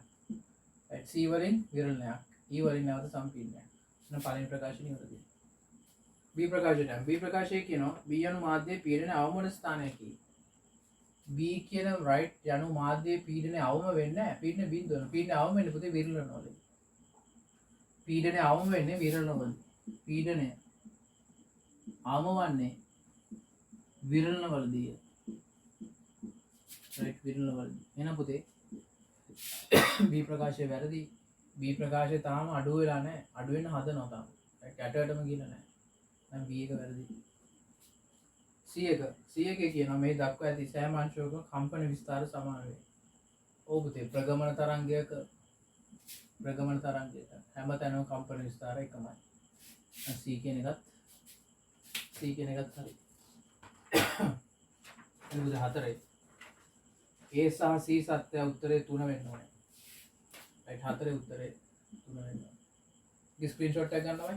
කිලෝග්‍රෑම් 80ක් වූ මිනිසෙක් බයිසිකලයක් මගින් අරය මීටර 20ක් වූ වෘත්තයක තප්පරයක මීටර 10ක ප්‍රවේගයෙන් යාම සඳහා බයිසිකලයේ සිරසට ආනත කළ යුතු තීර නම් tan θ කොච්චරද කියනවා. right එතකොට මොකද්ද පුතේ පාඩම? වෘත්ත චලිතය. right යාන්ත්‍ර විද්‍යාව. බයිසිකලයක් තියෙනවා. බයිසිකලයාගේ රයිට් මිනිහෙක් වංගුව ගන්නවා. රයිට් වංගුව ගන්නකොට රයිට් එයාගේ සිරසට රයිට් මොනවද තියෙන බලට කියලා බලමුද? රයිට් බයිසිකල් කාරයාගේ ස්කන්ධයේ තියෙන පාලට mg රයිට් රයිට් කේන්ද්‍ර අභිසාරී බලය ගන්න ඝර්ෂණ බලය F1 රයිට් F1 අභිලම් ප්‍රතික්‍රියාව පුතේ සමහර කට්ටිය දන්නේ නැතුව අඳිනවා. මෙහෙම අභිලම් ප්‍රතික්‍රියාව ජීවිතේට මෙහෙම අඳින්න බෑ. වැරදි. සමහර ළමයි අභිලම් ප්‍රතික්‍රියාව අඳින්න කොහොමද දන්නවද? මේ පැත්තට. අභිලම් ප්‍රතික්‍රියාව කොහොමද? මේ පැත්තට අඳින්න හැමතිස්සෙම පෘෂ්ඨයට ලම්බ කරයි. මම දන්න සමහර කට්ටිය අඳලා තියෙ විදිහට. අභිලම් ප්‍රතික්‍රියාව කවදද තානක යන්නේ නැහැ. පෘෂ්ඨයට ලම්බ කරන්නේ. පෘෂ්ඨයට ලම්බ කරන්නේ. එතකොට ළමයි උඩට තියෙනවා මේ පැත්තට FR මේක mg. right අපෙන් ආන පුතේ right සිරසට ආනත කළ යුතු කෝණය. සිරසට ආනත කළ යුතු කෝණය. right මම මේකේ තියරි එක ගන්නකොට මෙහෙම. right මම හිතනවා පළවෙනි නෝට් එක. right ඝර්ෂණ බලය තියෙන x පැත්තට අභිලම් ප්‍රතික්‍රියාව තියෙනවා right y පැත්තට. මේ දෙන්නයි සම්ප්‍රයුක්තය නම් යනවා හරියට මේ කෙලින්. මේ මිනිහා කෙලින් යනවා. ඒක මම ගන්නවා r dash කියලා. මේ අභිලම් ප්‍රතික්‍රියාව නෙමෙයි. මේ r dash කියලා කියන්නේ මේ දෙන්නයි සම්ප්‍රයුක්තය. r dash කියලා කියන්නේ සම්ප්‍රයුක්තය. right සම්ප්‍රයුක්තය. right මේ කෝණේ පුතේ ඒගොල්ලෝ අහන්නේ y එක කෝණේනේ θ කියලා. y එක කෝණේ θ කියලා අහනවා. right y එක කෝණේ θ කියලා අහනවා. නම් ඔයගොල්ලන්ට පැහැදිලි මේකේ r dash කියලා කියන්නේ r dash cos θ කියන්නේ r dash sin θ කියන්නේ f r dash right cos θ කියන්නේ r dash sin θ කියන්නේ f අන්නේද පැහැදිලි නේද? right right පැහැදිලි. එහෙනම් පුතේ right මේ වගේ ගානක හරි ලේසි. ඔයගොල්ලන්ට මම කියලා දුන්නා right මෙහා යන ප්‍රවේගය මේ අවස්ථාවේදී v නම් ඔයගොල්ලන්ට අනන්ත කියලා දෙලා තියෙන යාන්ත්‍ර විද්‍යාව මම කියනවා right වෘත්ත චාරිතයේ ප්‍රධාන කොටස් තුනයි තියෙන්නේ. v සමානයි වර්ගමූල μ r g මතකයි නේද? r කියලා කියන්නේ right මේ අරය right මේ ගන්න වෘත්තේ නැත්නම් බෙන්ඩ් එකේ අරය මේ rg right μ rg එතකොට පුතේ මෙතන v වර්ග කියන්නේ දුන්න මොකද්ද? v වර්ග මේ තියරි එක මතක් වෙන්න ඕනේ. මම මේක right ඔයගොල්ලන්ට පේපර් ක්ලාස් එකේ ඉඳලා පළවෙනි දවසේ ඉඳලා කියලා දෙන්න. right මෙයා ගන්න පුළුවන් ආනන්ද ගන්න පුළුවන් ප්‍රවේගය v නම් ඒක සමාන වෙනවා වර්ගමූල μ r 0 right μ r 0 right එතකොට පුතේ right එතකොට right ඒක ගන්න මෙතනින් ඒක ගන්න මෙතනින් ඇයි එහෙම කියන්නේ පහළට තියෙනවා mg එකක් right එහෙනම් උඩට දාන්න පුළුවන් ඉහළට r සමානයි පහළට තියෙන mg වලට මේ පැත්තට තියෙන f සමානයි ma දැම්මොත් fr සමානයි mv වර්ගයේ බෙදීම right මේ සමීකරණ දෙක බෙදුවොත් ඉතින් මේක මතක තියාගන්න v සමානයි වර්ගමූල μ r g μ කියලා කියන්නේ මෙයා ඝර්ෂණ සංගුණකය r කියලා කියන්නේ right මේ අභිලම් ප්‍රතික්‍රියාව නෙමෙයි right මේ බෙන්ඩ් එක නැත්තම් මේ වෘත්තේ අර g කියලා කියන්නේ ගුරුත්වද ත්වරණය පුතේ. එතකොට v වර්ග මේ දෙපැත්තම වර්ග කරොත් v වර්ග සමානයි μ r g කියලා එනවා. right μ r g කියලා කියනවා. right එතකොට පුතේ right මේකේ මට v වල අගය හොයාගන්න පුළුවන්. v වල අගය දීලා තියෙනවා. ඒගොල්ලෝ v දීලා තියෙනවා තප්පරය මීටර 10යි කියලා. එහෙනම් 10 වර්ගය. μ දන්නේ අරය දීලා තියෙනවා මීටර 20යි කියලා. g දීලා තියෙනවා 10ක් කියලා. 10ක් කියලා. එහෙනම් පුතේ 100 බෙදෙනවා 200යි. right 10 වර්ග කියන්නේ 100යි 20 10 වැඩි කරනවා කියන්නේ 200යි 100 200න් බෙදුවොත් උත්තරේ right 0.5ක් එනවා. right මේ සමානයි 0.5 කියලා. right 0.5 කියලා කියනවා. ඒතකොට පුතේ right right ඊට පස්සේ පුතේ මේකෙන් මට හොයාගන්න පුළුවන් f සමාන μ r දාලා ඝර්ෂණ බලය කොච්චරද කියලා. right μ කියලා කියන්නේ 0.5යි right r කියලා කියන්නේ කීයද? r කියලා කියන්නේ මේ මිනිහාගේ ස්කන්ධය කිලෝග්‍රෑම් 80යි කියලා දීලා තියෙනවා. එහෙනම් 80යි g නැත්නම් 80 වැඩි කිරීම 10යි. 800යි. 800යි. right 800යි කියලා එනවා. ඊට පස්සේ මේක සුළු කරොත් මට නිව්ටන් 400ක් කියලා කියනවා මේ. 0.5 එක බිඳුවක් කියලා ගත්තොත් 5යි. 5 80 වැඩි කරොත් 400යි. නිව්ටන් 400. එතකොට ළමයි ඝර්ෂණ බලය මේ පැත්තට නිව්ටන් 400ක් තියෙනවා. right අභිලම් ප්‍රතික්‍රියාව mg ට සමානයි. අභිලම් ප්‍රතික්‍රියාව mg ට සමානයි. අභිලම් ප්‍රතික්‍රියාව කීයද ළමයි? mg ට සමානයි 800යි. 800යි. right අපෙන් අහනවා. right අපෙන් අහනවා මේක. right මේ බයිසිකලය right සිරස සමග සාධන කෝණය කියලා. මම ඔයගොල්ලන්ට තියරි එකක් ඔයගොල්ලෝ දන්නවා බලය පාඩ මේ තියරි එකක්. x බලය දන්නවනම් y බලය දන්නවනම් සංප්‍රයුක්තය x අක්ෂය සමග සාධන කෝණය θ නම් tan θ සමානයි y බෙදීම x. හදිසිය ඔයගොල්ලෝ x යෑම එක යනවා. සංප්‍රයුක්තය y සමග සාධන කෝණය සොයන්න කිව්වොත් කොහොමද හොයන්නේ? y සමග සාධන කෝණය මේ x සමග සාධන කෝණය y බෙදීම x. y සමග සාධන කෝණය යන්නේ කිව්වොත් දේවල් යනවා tan θ සමානයි y බෙදීම x නෙමෙයි x බෙදීම y කියලා. right ඒක තේරෙනවද දන්නේ නැහැ. තේරුණාද දන්නේ? x සමග x අක්ෂය සමග සාධන කෝණය sin t සම y බෙදීම x. x හැම කියවුවොත් y සමග සාධන කෝණය කියනවා. එතකොට y එක නෙමෙයි ඉස්සෙල්ලා යන්නේ. එහා පැත්තේ ඉස්සෙල්ලා යන්නේ x. ඊට පස්සේ y යන්නේ. එහෙනම් පුතේ මේකෙත් මගෙන් අහන්නේ x සමග සාධන කෝණය නෙමෙයි y සමග සාධන කෝණය. right? y අගය දන්නවා 800 කියලා. x අගය දන්නවා 400 කියලා. x කියලා කියන්නේ fr වලට. නේ fr වලට. right? y කියලා කියන්නේ අභිලම් ප්‍රතික්‍රියාවට. 800. එහෙනම් පුතේ මේක tan θ කියලා කියන්නේ. right? x බෙදීම y වලට. right? x බෙදීම y බෙදීම x ගන්න බෑ. ඒ හේතුව. ඒක right y බෙදීම x කියලා කියන්නේ x අක්ෂය සමග සාධන කෝණය. මගෙන් අහන්නේ දැන් y අක්ෂය නේ x බෙදීම. x කියලා කියන්නේ පුතේ 400යි. y කියලා කියන්නේ 800යි. එහෙනම් උත්තරේ භාගයක් කියලා නෑ කියන්නේ 0.5යි. right? එහෙනම් උත්තරේ tan inverse tan θ සමානයි භාගයට පුතේ. tan θ සමාන වෙනවා භාගයට. tan θ භාගයට සමාන වෙනවා උත්තරේ 2 වෙන්න ඕනේ. තුන්වෙනි ප්‍රශ්නේ උත්තරේ 2. තුන්වෙනි ප්‍රශ්න බයිසිකලයක් ආනත කරද්දී right බයිසිකලයක් ආනත කරද්දී පුතේ සාමාන්‍යයෙන් කාර් එකක් වගේ මෙහෙම කෙලින් ගන්න බෑනේ. බයිසිකල් කාර්යය මොකද වෙන්නේ? ඔයගොල්ලෝ දැකලා ඉතින් ෆෝමියුලා වගේ තරඟවලදී බයිසිකලේ අනිවාර්යෙන් ආනත කරලා තමයි ගන්න. right ආනත කරලා තමයි ගන්න.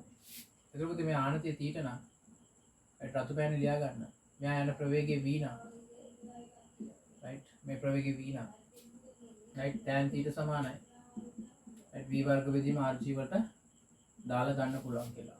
right මේකට එකතු වෙන තව right සමීකරණයක්. right කාර් එක නෙමෙයි දැන් පුතේ. කාර් එක නෙමෙයි right බයිසිකලයක් වගේ එකක් මේ වගේ ආනත වුණොත් y අක්ෂය සමග සාධන කෝණය. ඒතර ඔයාලට ගන්න ආවද v වර්ග බෙදීම rg. v කියලා කියන්නේ 10 වැඩි කිරීම 10 r කියලා කියන්නේ 20 g කියන්නේ 10. එතකොට කෙලිම 100 බෙදීම 200 සමාන භාගය කියලා. කෙටි ක්‍රමය කියලා මේකත් ලියා ගන්න. right එතකොට පුතේ right බයිසිකලේ right කාත් එක දාන්න ඕනේ. y එක x එක නෙමෙයි මේක. y එක සාධන කෝණය. ගානවා ඔයගොල්ලෝ එක්සෑම් එකේ මෙහෙම මේ බයිසිකල් කාර්ය right x අක්ෂය සමග සාධන කෝණය හරියි කියලා. right x අක්ෂය සමග සාධන කෝණය හරියි කියලා. ඒතර ඔයගොල්ලෝ මොකද කරන්න ඕනේ? ප්‍රශ්නයක් නැහැ. ඔයගොල්ලෝ කරන්න ඕනේ ඉස්සෙල්ලාම මම x එක්ක සාධන කෝණය දන්නේ නැහැ. මම y එක්ක සාධන කෝණය නම් දන්නවා.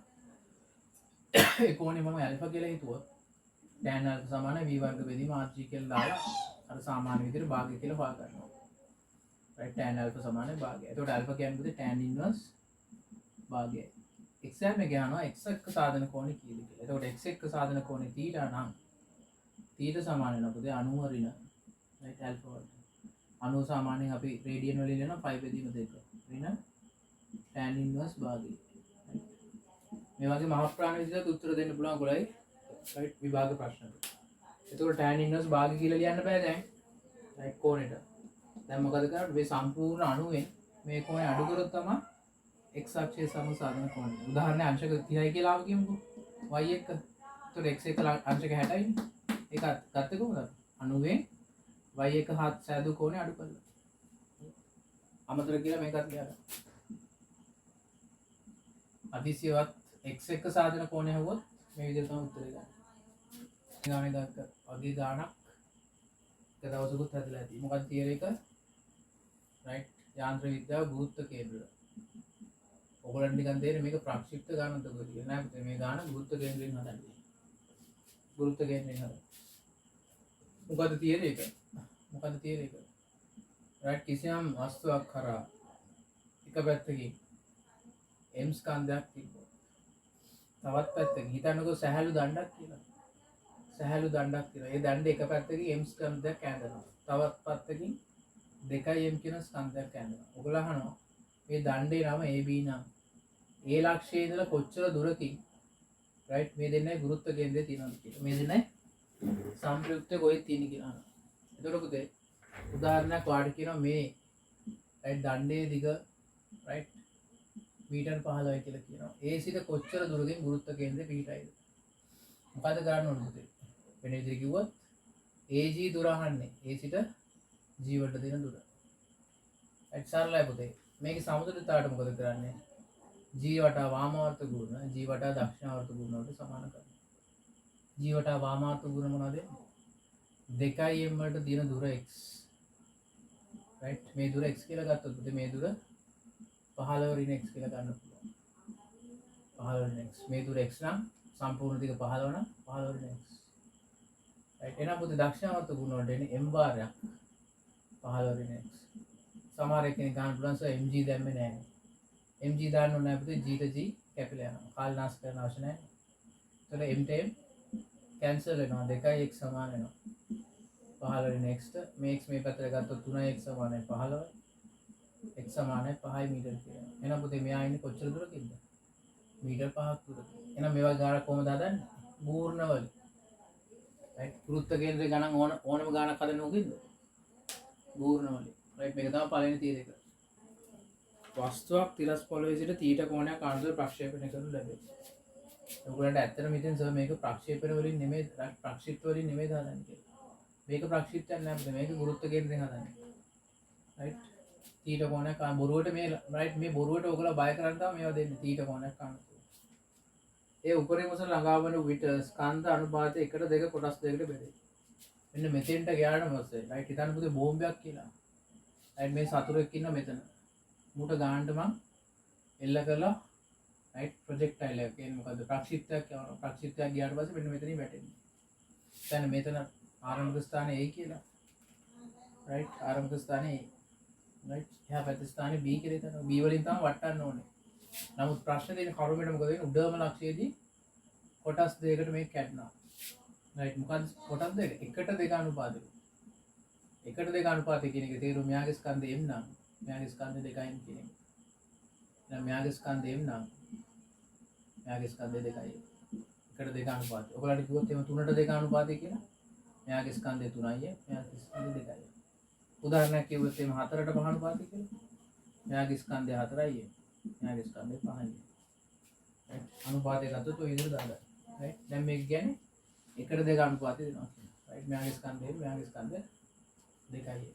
ඊට පස්සේ කියනවා ඉන් කුඩා ගැබල තිරසට අංශක 30 බලන්න බය කරන්න දෙන විදිය තිරසට අංශක 30ක් රයිට් බොරුවට දෙනවා රයිට් නිකන් අමුතු විදියට දෙන්නේ ගන්න ඔයගොල්ලෝ සම්පූර්ණ ඩිම් කරලා තියන්න රයිට් තිරසට අංශක 30කින් පහළ දිශාවට විසී ගොස් ප්‍රක්ෂේපණ ලක්ෂයට මීටර 20ක් ඉදිරියෙන් පතිත වෙයි රයිට් ප්‍රක්ෂේපණ ලක්ෂයට රයිට් මීටර ඒ කියන්නේ පුතේ මෙතනනේ ප්‍රක්ෂේපණය කරන ලක්ෂය රයිට් මේක වැඩිලා මෙන්න මේ හරිය වැටෙනවා කවුද වැටෙන්නේ කුඩා අංශුව කියන්නේ කවුද m ලොකු අංශුව කියන්නේ 2යි රයිට් රයිට් කොච්චර දුරකින්ද වැටෙන්නේ පුතේ ප්‍රක්ෂේපණ ලක්ෂය a නම් a වල ඉඳලා මීටර 20ක් ඉස්සර රයිට් එන එකත් හරි රයිට් මීටර 20 මම 20යි කියලා දානවා නැත්නම් මේ m එක පැටලෙනවා 20ක් දුරින් වැටෙනවා ඊට පස්සේ කියනවා පුතේ මේ වැඩන්නේ මේ කෝණ අපිට අදාළම නෑ රයිට් පළවෙනි නෝට් එක මේ කෝණේ අදාළ නැත රයිට් කෝණය කියන්නේ මේ කෝණෙත් අදාළ නැහැ මේ කෝණෙත් අදාළ නැහැ කෝණ අදාළ නැත ගැටලුවට කෝණ අදාළ නොවේ නැත්නම් ඔබලා බලයිස මේ කෝණ වලින් කිසිම දත්තයක් සහ ගත්තේ නැහැ අපරාධෙ පළවෙනි නෝට් එක කෝණ අදාළ නොවේ ඊට පස්සේ කියනවා ළමයි වස්තුවේ තිරස් පරාසය මීටර 100ක් ඇත්තට මෙයා පිටුරුවේ නැත්තම් ඇත්තට මෙයා වැටෙන්න තිබ්බේ මීටර 100ක් ඈතින් කියන්නේ සම්පූර්ණ මේ දිග මීටර 100යි මීටර 100යි එහෙනම් පොතේ මේ 100 මෙතෙන්ට 20ක් යනවා කියන්නේ ඇත්තට මේ දිග කීයක් වෙනවද 20ක් වෙනවනේ 20ක් sorry 80ක් වෙනවා 80ක් වෙනවා මේ සම්පූර්ණ දෙක 100 නම් එතන 20ක් ගියොත් මේ දිග 80ක් වෙනවා. මේ දිග 80ක් වෙනවා. right පහත ප්‍රකාශ බලන්න. පහත ප්‍රකාශ බලන්නලු. right පුතේ ඔකේ ABC තියෙන්න ඕනේ. ඒගොල්ලෝ DEF කියලා දාගෙන චූටි print mistake තියෙනවා. right ABC එක DEF කියලා දාන්න. DEF කියලා දාලා තියෙන්නේ. අපි ඔක ABC කියලා කියමු. right D ප්‍රකාශය කියනවා පුතේ. right මේක right තාම තියර කිවර නැහැ. ගාන තාන්නු right ගානට එමු ඉස්සෙල්ලා ගාන ඉවර කරලා. එතකොට පුතේ මේකේ මොකක්ද දන්නවද වෙන්නේ? ඊටු එක. මෙයා ඇත්තටම මෙයා m නම් මෙයා 3m 2m නම් ඇත්තට මෙතන තිබ්බේ කීයද? 3m.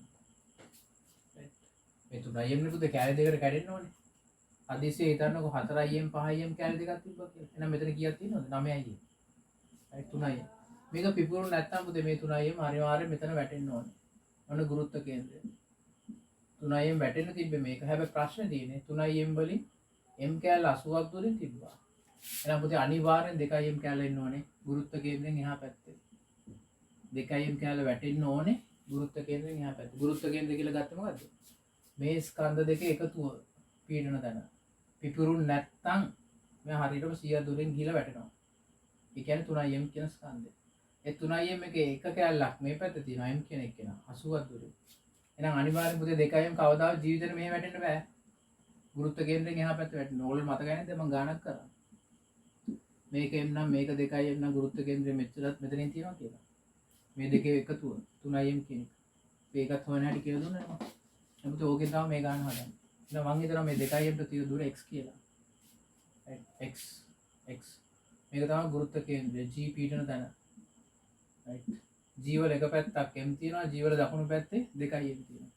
දැන් මොකක්ද කරන්නේ පුතේ ගැටලුව විසඳන්න g වටා වාමාර්ථ ගුණ සමාන කරමු g වටා දක්ෂිණාවර්ත ගුණ g වටා වාමාර්ථ g වලට වමින් තියෙනවා m m ට තියෙන දුර 80යි m වාරයක් 80 සමානයි g වලට දකුණේ තියෙනවා 2m right ඒකට තියෙන දුර x m ට m කැපුණා එහෙනම් x වල අගය පුතේ 40ක් කියනවා මීටර 40ක් කියනවා එහෙනම් මේ දුර පුතේ 40ක් දුරින් පිටනවා right වෙන විදිහට කිව්වොත් ප්‍රක්ෂේපණ ලක්ෂ්‍යයේ සිට මීටර 140ක් මෙතන 100යි මේ දුර 40යි right 2m කියන එක නේ වැටෙන්නේ පුතේ 140ක දුර 140 දැන් ප්‍රශ්න වලට එමු right පළවෙනි ප්‍රශ්නේ කියනවා පළවෙනි එක කියනවා පතේ ඉහළම ලක්ෂ්‍යයේදී පිපුරු මොහොතකට පෙර ඒ ප්‍රවේගය ශුන්‍යද කියලා අහනවා right උඩම ලක්ෂ්‍යයේදී right මේකේ පුතේ නෝට් එකේ පළවෙනි එක ගැටලුවට කෝණ අදාළ නැත අතු මෑණි ලියා ගන්න දෙවෙනි එක පිපුරුම ලක්ෂ්‍යයට ස්ථානය අදාළත් නැත පිපුරුම් ලක්ෂ්‍යයට ස්ථානය අදාළ නැත නැත්නම් ඕගොල්ලෝ හිතේ අම්බුස මේ වගේ ගානක් හදන උඩම පිපුරන්න ඕනද කියලා නෑ උඩම නෙවෙයි පුතේ ඕනම තැනක පුපුරන්න පුළුවන් මෙතන වෙන්න පුළුවන් මෙහෙ වෙන්න පුළුවන් ඕන තැනක වෙන්න පුළුවන් පිපුරුම් ලක්ෂ්‍යයට ස්ථානය අදාළ නැත right නැත්නම් ඔයගොල්ලෝ බලයි සර්ත් එක හදපු ගාන හරියට මැද ලක්ෂ්‍යයේ පිපුරුනේ හරියට මැද තමයි පිපුරුනේ අදිස්සියවත් මෙහෙ හරි මෙහෙ හරි පිපුරුනොත් ගාන වෙනස් වෙනවද ගාන වෙනස් වෙන්නේ නැහැ ගාන right ගාන වෙනස් වෙන්නේ right මෙන්න මේක රතු පැන් ලියා ගන්න ගැටලුවට කෝණ අදාළ වෙන්නෙත් නැහැ පිපුරුම් ලක්ෂ්‍යයට පිපුරුම් ලක්ෂ්‍ය කියන තැන අදාළ නැහැ ඒක මෙතනද හරියටම උඩද නැත්නම් එහා පැත්තේ මේ හරියද ඒක අදාළ නැහැ right ඊට පස්සේ අපි ගුරුත්ව කේන්ද්‍රයේ සමීකරණ දාලා මේ x තියෙන දුර හොයාගත්තා right පළවෙනි ප්‍රකාශය කියනවා right පළවෙනි ප්‍රකාශයේ d කියලා කියන්නේ ඇත්තට මේක a වෙන්න ඕනේ right ඒකේ කියනවා පුතේ පිපුරුම් ලක්ෂ්‍ය ඉහළම ලක්ෂ්‍යයේ පිපුරුම් මොහොතේ මේ ප්‍රවේගය ශුන්‍යයි නෑ ප්‍රක්ෂේපණයක උඩම ලක්ෂ්‍යයේදී ප්‍රවේගය ශුන්‍යයි කියනවනේ ඒ ළමයා ප්‍රක්ෂිප්ත දන්නේ නැහැ right පිපුරුම් මොහොතකට පෙර 3m නම් මෙතනක් තියෙන තාම 3m right කවදාවත් ප්‍රක්ෂිප්තයක උඩම ලක්ෂ්‍ය ප්‍රවේගය බිඳුවෙන්නේ නැහැ තාම තිරස් ප්‍රවේගය තියෙනවා සිරස් ප්‍රවේගය බිඳුව ඒක හරි නමුත් තිරස් ප්‍රවේගය තාමත් තියෙනවා එහෙනම් ඒ ප්‍රකාශය නැත්නම් D කියන එක නා වැරදි right ප්‍රක්ෂිප්තයක පුතේ ඉහළම ලක්ෂ්‍යයේදී ප්‍රවේගය ශුන්‍ය වෙන්නේ නැහැ කවදාවත් තිරස් ප්‍රවේගය ශුන්‍යයි උඩට තියෙන එක ශුන්‍යයි හැබැයි තිරස් එක කවදාවත් වෙනස් වෙන්නේ නැහැ ඒක හැමතිස්සෙම නියතයක් මෙතනත් x මෙතනත් x පැත්තට මෙතනත් x පැත්තට දිගට තියෙන්නේ එකම තිරස් ප්‍රවේගයක් තියෙනවා. right එහෙනම් A කියන එක නා වැරදි. right E නැත්නම් B කියන ප්‍රකාශය කියනවා පිපිරීමට මොහොතකට පසු ස්කන්ධ කේන්ද්‍රය තිරස්ස ගමන් කරයි. ඔව් පුතේ ස්කන්ධ කේන්ද්‍රය කියලා කියන්නේ right මේ දෙන්න right මේ දෙන්න වෙනුවට ඉන්න පුළුවන් 3M right ස්කන්ධ කේන්ද්‍රය කියන්නේ ඒකයි. ඇත්තම right පිපිරීමේ මොහොතකට පස්සේ හරි මොහොතකට පෙර හෝ එයා උඩමනේ ඉන්නේ දැන්. උඩම ඉන්නවනේ පුතේ එයා ගමන් කරන්නේ කොහොමද? right තිරස්ස. ඊට පස්සේ 2M මෙමුත් එහෙමද කියලා. ඔව්. උඩම ලක්ෂයෙන් ඉන්න පුතේ 2M තිරස්ස. right එමුත් තිරස්ස. right right ඊට පස්සේ තමයි යා මේ විදිහට වැටෙන අනිත් එක්කෙනා මේ විදිහට වැටෙන්නේ. right උඩම ලක්ෂයේදී තිරස් ප්‍රවේගය විතරයි තියෙන්නේ. right උඩම ලක්ෂයේදී තිරස් ප්‍රවේගය විතර B කියන ප්‍රකාශ පුතේ හරි. right ඉහළම right ස්කන්ධයේද තිරස්ස ගමන් කරයි. අන්තිම එක අන්තිම ප්‍රකාශය F කියලා නැත්නම් C කියන ප්‍රකාශය right කියනවා විශාල කැබල බිම පතිත වන්නේ ප්‍රක්ෂේපණ ලක්ෂ්‍යයේ සිට මීටර 140ක් දුරයි. ඔව් මෙතන විශාල කැබල 2යි. තියෙන දුර කොච්චරද? මෙතෙන්ට 100යි අතෙන්ට 40යි. 140ක් දුර. එහෙනම් අපේ B හා C ප්‍රකාශ සත්‍යයි. B හා C ප්‍රකාශ කියන්නේ උත්තරේ 3 5යි. පස්වෙනි ප්‍රශ්නේ උත්තරේ 3 වෙනවා. right ප්‍රශ්න අය තියෙන්නේ right ද්‍රව ස්ථිතිය පුතේ. sorry ද්‍රව ගතිකය. ද්‍රව ගතිකය බර්නෝලි right මම ගාන දෙන්න ඉස්සෙල්ලා ඔයගලන්ට පොඩ්ඩක් තියරි එක ගන්නන්න. right මේ වගේ ගානක් දැක්කොත් උදේ කොහේ හරි ගන්න කිසියම් සිදුරක් තියෙනවා ටැංකියක. right ටැංකියක සිදුරක් තියෙනවා. right ටැංකියක සිදුරක් තියෙනවා.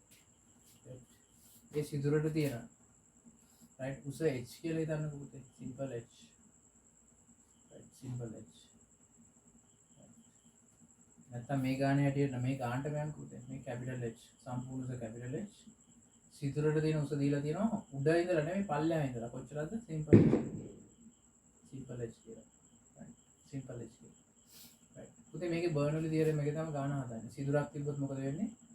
මේක එළියට ජලය වැස්සෙනවා. ඒ ජලය ප්‍රක්ෂිප්තයක් විදිහට යනවා ගමන් කරනවා. right ඔයගොල්ලෝ ගොඩාක් වෙලාට එක්සෑම් එක ගන්න මෙන්න මේ ප්‍රවේගය සඳහා සූත්‍රය. ඔයගොල්ලොත් එක මම මේක එක පේපර් ක්ලාස් එකක් කරා. right MCQ short note එක වගේ වර්ගමූල 2g මෙන්න මේ දුර ගන්න ඕනේ. මෙන්න මේ සිදුරට ජල මට්ටමේ තියලා දෙන උස ගන්න ඕනේ. නම් බලමු මේක එනවාද කියලා වර්ගමූල 2gh කියන එක. මම මොකද කරන්න ඕනේ? මේ ලක්ෂයටයි මේ ලක්ෂය A කියලා ගමු. උඩම ලක්ෂය යටම තියෙන right මේ සිදුරේ තියෙන ලක්ෂය B කියලා ගන්නවා. right මේ සිදුරේ තියෙන ලක්ෂය B කියලා ගන්නවා. right ජලාංශ උඩම තියෙන ලක්ෂය A කියලා ගන්නවා. ඒතර පුතේ මම A වලටයි B වලටයි මොකද කරන්නේ? බර්නෝලි දානවා. right A වලටයි B වලටයි බර්නෝලි දානවා මේ. right ඒ ලක්ෂය ගන්නට මෙහෙම ඇවිල්ලා මෙතනින් යනවා කියලා බර්නෝලි දානවා. බර්නෝලි කියන්නේ මොකද්ද? right පීඩනයේ ඒකක පරිමාවක චාලක ශක්තියේ ඒකක පරිමාවක විභව ශක්තියේ එකතු හැමතිස්සෙම නියතයක්. ඒක A වලටත් එකයි B වලටත්. ඒක ඔයගොල්ලෝ මූලික අරමුණ තමයි පීඩනය ඉස්සෙල්ලාම කීයද හොයාගන්න ඕනේ. විභව ශක්තිය දානවා නම් මම විභව ශූන්‍ය මට්ටම ලකුණු කරන්න. මම මේක ආයිත් හදන්නේ නැහැ. ඔයගොල්ලෝ රචනා ප්‍රශ්න අනිවාර්යයෙන් මේක දෙන්න පුළුවන්. MCQ නෙමෙයි රචනා ප්‍රශ්නෙට මේක ඇඳලා ලස්සනට ඔයගොල්ලෝ ලොකු එක්සෑම්. right මේක බර්නෝලි දාලා right සමීකරණ දාලා ඔප්පු කරන්න කියලා කියනවා. එතකොට අර MCQ වල වගේ එකපාරට ගන්න බෑ. right එතකොට පුතේ ඔයගොල්ලෝ දැනගන්න පීඩනය මේක කීයද කියලා. ඒ ලක්ෂ්‍ය වායු ගෝලයට නිරාවරණය වෙලා තියෙන හින්දා ඒ වල පීඩනය 5. ඒ කියන එක නම් වායු ගෝලයට නිරාවරණය තියෙන හින්දා ඒ වල පීඩනය 5. ඒ වගේ පුතේ B කියන එක නා right නැවත වායු ගෝලයට නිරාවරණය මොකද හේතුව මෙයා එළියට පයින් ඔන්න මෙන්න සමහර ළමයි මෙතන B කියන එක නාගේ පීඩනය වරද්ද ගන්නවා. ඒගොල්ලෝ හිතනවා right මේක පයිනේ මේක පයි දන මේ උස h කියලා හිතුවොත් h rho g වෙන්න ඕනේද පීඩනය නෑ පුතේ.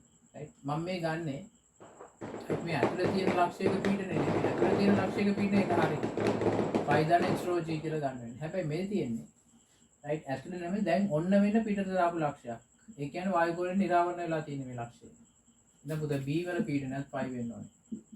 right ඕක right ඕක වරද්දාගත්තොත් ඔක්කොම ඉවරයි B වල පීඩනය F5 එහෙනම් පීඩන ටික හරි බර්නෝලි දාන ඉස්සලා පීඩන දැනගන්නවා පීඩනය හරි ඊට පස්සේ පුතේ විභව ශූන්‍ය මට්ටම මෙතන ලකුණු කරන්න එපා විභව ශූන්‍ය මට්ටම ලකුණු කරන්න B වල B වල මෙතන විභව ශූන්‍ය මට්ටම ලකුණු කරන්න එතකොට මට හරි ලේසියයි හේතුව B වල විභව ශක්තියක් නැහැ B වල විභව ශක්තිය විභව ශක්තිය B වල බිඳුවයි විභව ශක්තිය A වල කොච්චරද කොච්චරක් තියද right මම මේ උස h කියලා ගන්නම්කෝ මේක චුට්ටක් අමතක කරන්න මේ උස h නෝට් කියලා ගමුකෝ නැත්නම් මේ h එක පැටලෙනවා මම මේ උස h නෝට් කියලා හිතනවා h නෝට් right මේ උස h නෝට් නම් පුතේ මට ලියන්න පුළුවන් rho g h කියලා right මේ හරියට විභව ශූන්‍ය මට්ටමේ ඉඳලා h උසක් තියෙනවා මේ right එතන මට ලියන්න පුළුවන් rho g h නෝට් කියලා right හරි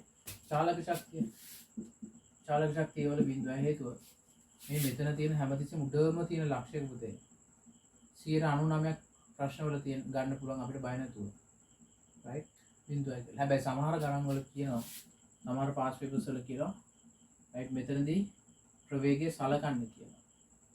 right මෙතනත් ප්‍රවේගයක් තියෙනවා කියලා කියන්නේ. ඒක 100ට එකක් විතර ප්‍රශ්න දෙන්නේ. නැත්නම් 99% ප්‍රශ්න වල ඒගොල්ලෝ හදිසියවත් කියන්නේ නැත්නම් ප්‍රවේගය සලකන්න කියලා. ප්‍රවේගය බය නැතුව බිඳුව කියලා. එහෙනම් උඩම right උඩම ලක්ෂයක ඇත්තම චලනය වෙන්නේ නැහැ මෙයයි. නිකන් එක තැනනේ තියෙන්නේ. ඒ හින්දා ප්‍රවේග චාලක ශක්තිය බිඳුව. B වල චාලක ශක්තියක් තියෙනවා ඒ හේතුව. right මම හිතනවා මෙතන දෙලියට පයින් ප්‍රවේගය V කියලා. එහෙනම් පුතේ මෙතන කියන්න පුළුවන් භාගයයි rho V භාගය කියලා. නම් අපිට අවශ්‍ය කරන අදාළ ඔක්කොම කරුණු ටික හදාගත්ත. පීඩනය හදාගත්ත, චාලක ශක්තිය හදාගත්ත, විභව ශක්තිය හදාගත්ත. එහෙනම් A type B type මම මොකද කරන්න ඕනේ? බර්නෝලි දානවා. right A වල පීඩනය 5, A වල චාලක ශක්තිය බිඳුවයි, A වල විභව ශක්තිය rho g h naught සමානයි. B වල පීඩනය 5, B වල චාලක ශක්තිය භාගය rho v වර්ගය. B වල විභව ශක්තිය බිඳුවයි. 5 ට 5 කැපෙනවා පුතේ. rho g h naught සමාන වෙනවා. භාගයයි rho v වර්ගයට. rho ට rho කැපෙනවා. right v කියන්නේ පුතේ වර්ගමූල 2යි g h naught.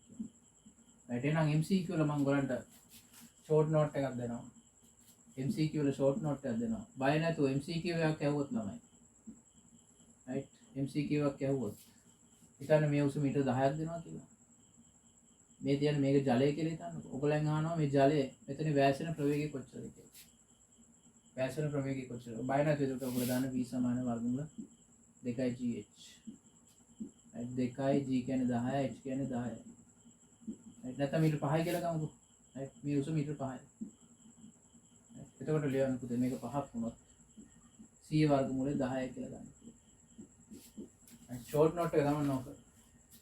මොකද ෂෝට් නෝට් එක එක්සෑම් එකේ ඇහුවොත් එහෙම right මේ වගේ ටැංකියක් දීලා මේ සිදුරෙන් වැසෙන ප්‍රවේගය කොච්චරද කියලා හොයන්න කිව්වොත් right හොඳට මතක තියාගන්න මෙන්න මේ උස right මේ උස h නෝට් නම් පුතේ මේ උස h නම් right හැබැයි ඒක ගන්න ඕනේ යට ඉඳලා නෙමෙයි ජල මට්ටමත් සිදුරත් ඇතුළත උස h නම් වර්ගමූල 2යි gh කියලා දාන්න පුළුවන්.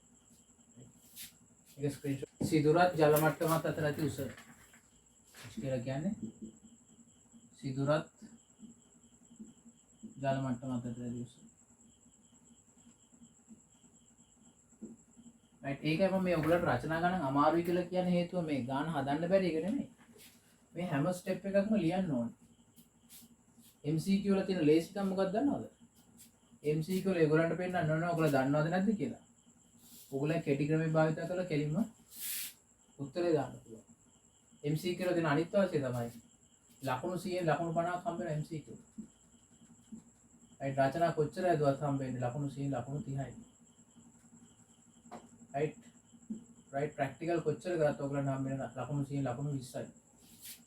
MCQ කියන එක ඔයගොල්ලන්ට ස්කෝර් කරන්න පුළුවන් නම් පුතේ ඒක අතේ තියෙන්නේ. ඒක නිකන් හිතාගෙන ඒකක් ගන්නවා කියලා හිතාගෙන ගන්න හදන්න. හැබැයි MCQ හොතර දැනගන්න. MCQ වල ලකුණු 50ක් හම්බ වෙනවා. රචනා කොච්චර හැදුවත් ලකුණු 30යි. වියෝ ගත නැත්නම් ප්‍රැක්ටිකල් කොච්චර හැදුවත් ඔයගොල්ලන්ට හම්බ වෙන ලකුණු 20යි. මම මේ අමාරු කියලා රචනා අමාරුයි කියලා කියන්නේ හේතුව ගණන් හදන්න අමාරු එක නෙමෙයි. මේ ස්ටෙප්ස් ටික බලන්න පුතේ. right මේව හදන්න මේක බර්නෝලි කියලා ලිව්වද? right මේව හරියට පෙන්වුවද කියලා බලනවා. right විභව ශූන්‍ය මට්ටම් පෙන්වුවද? MCQ වල දෙන වාසිය ඔයගලන්ට මේ MCQ එකේ මේ සමීකරණ මතක නම් කෙලිම උත්තරේ ගත්තා. right කෙලිම උත්තරේ ගත්තා. right දැන් මම පළවෙනි පොයින්ට් එක දැන් ගානට ඇප්ලයි කරන්න බලනවා.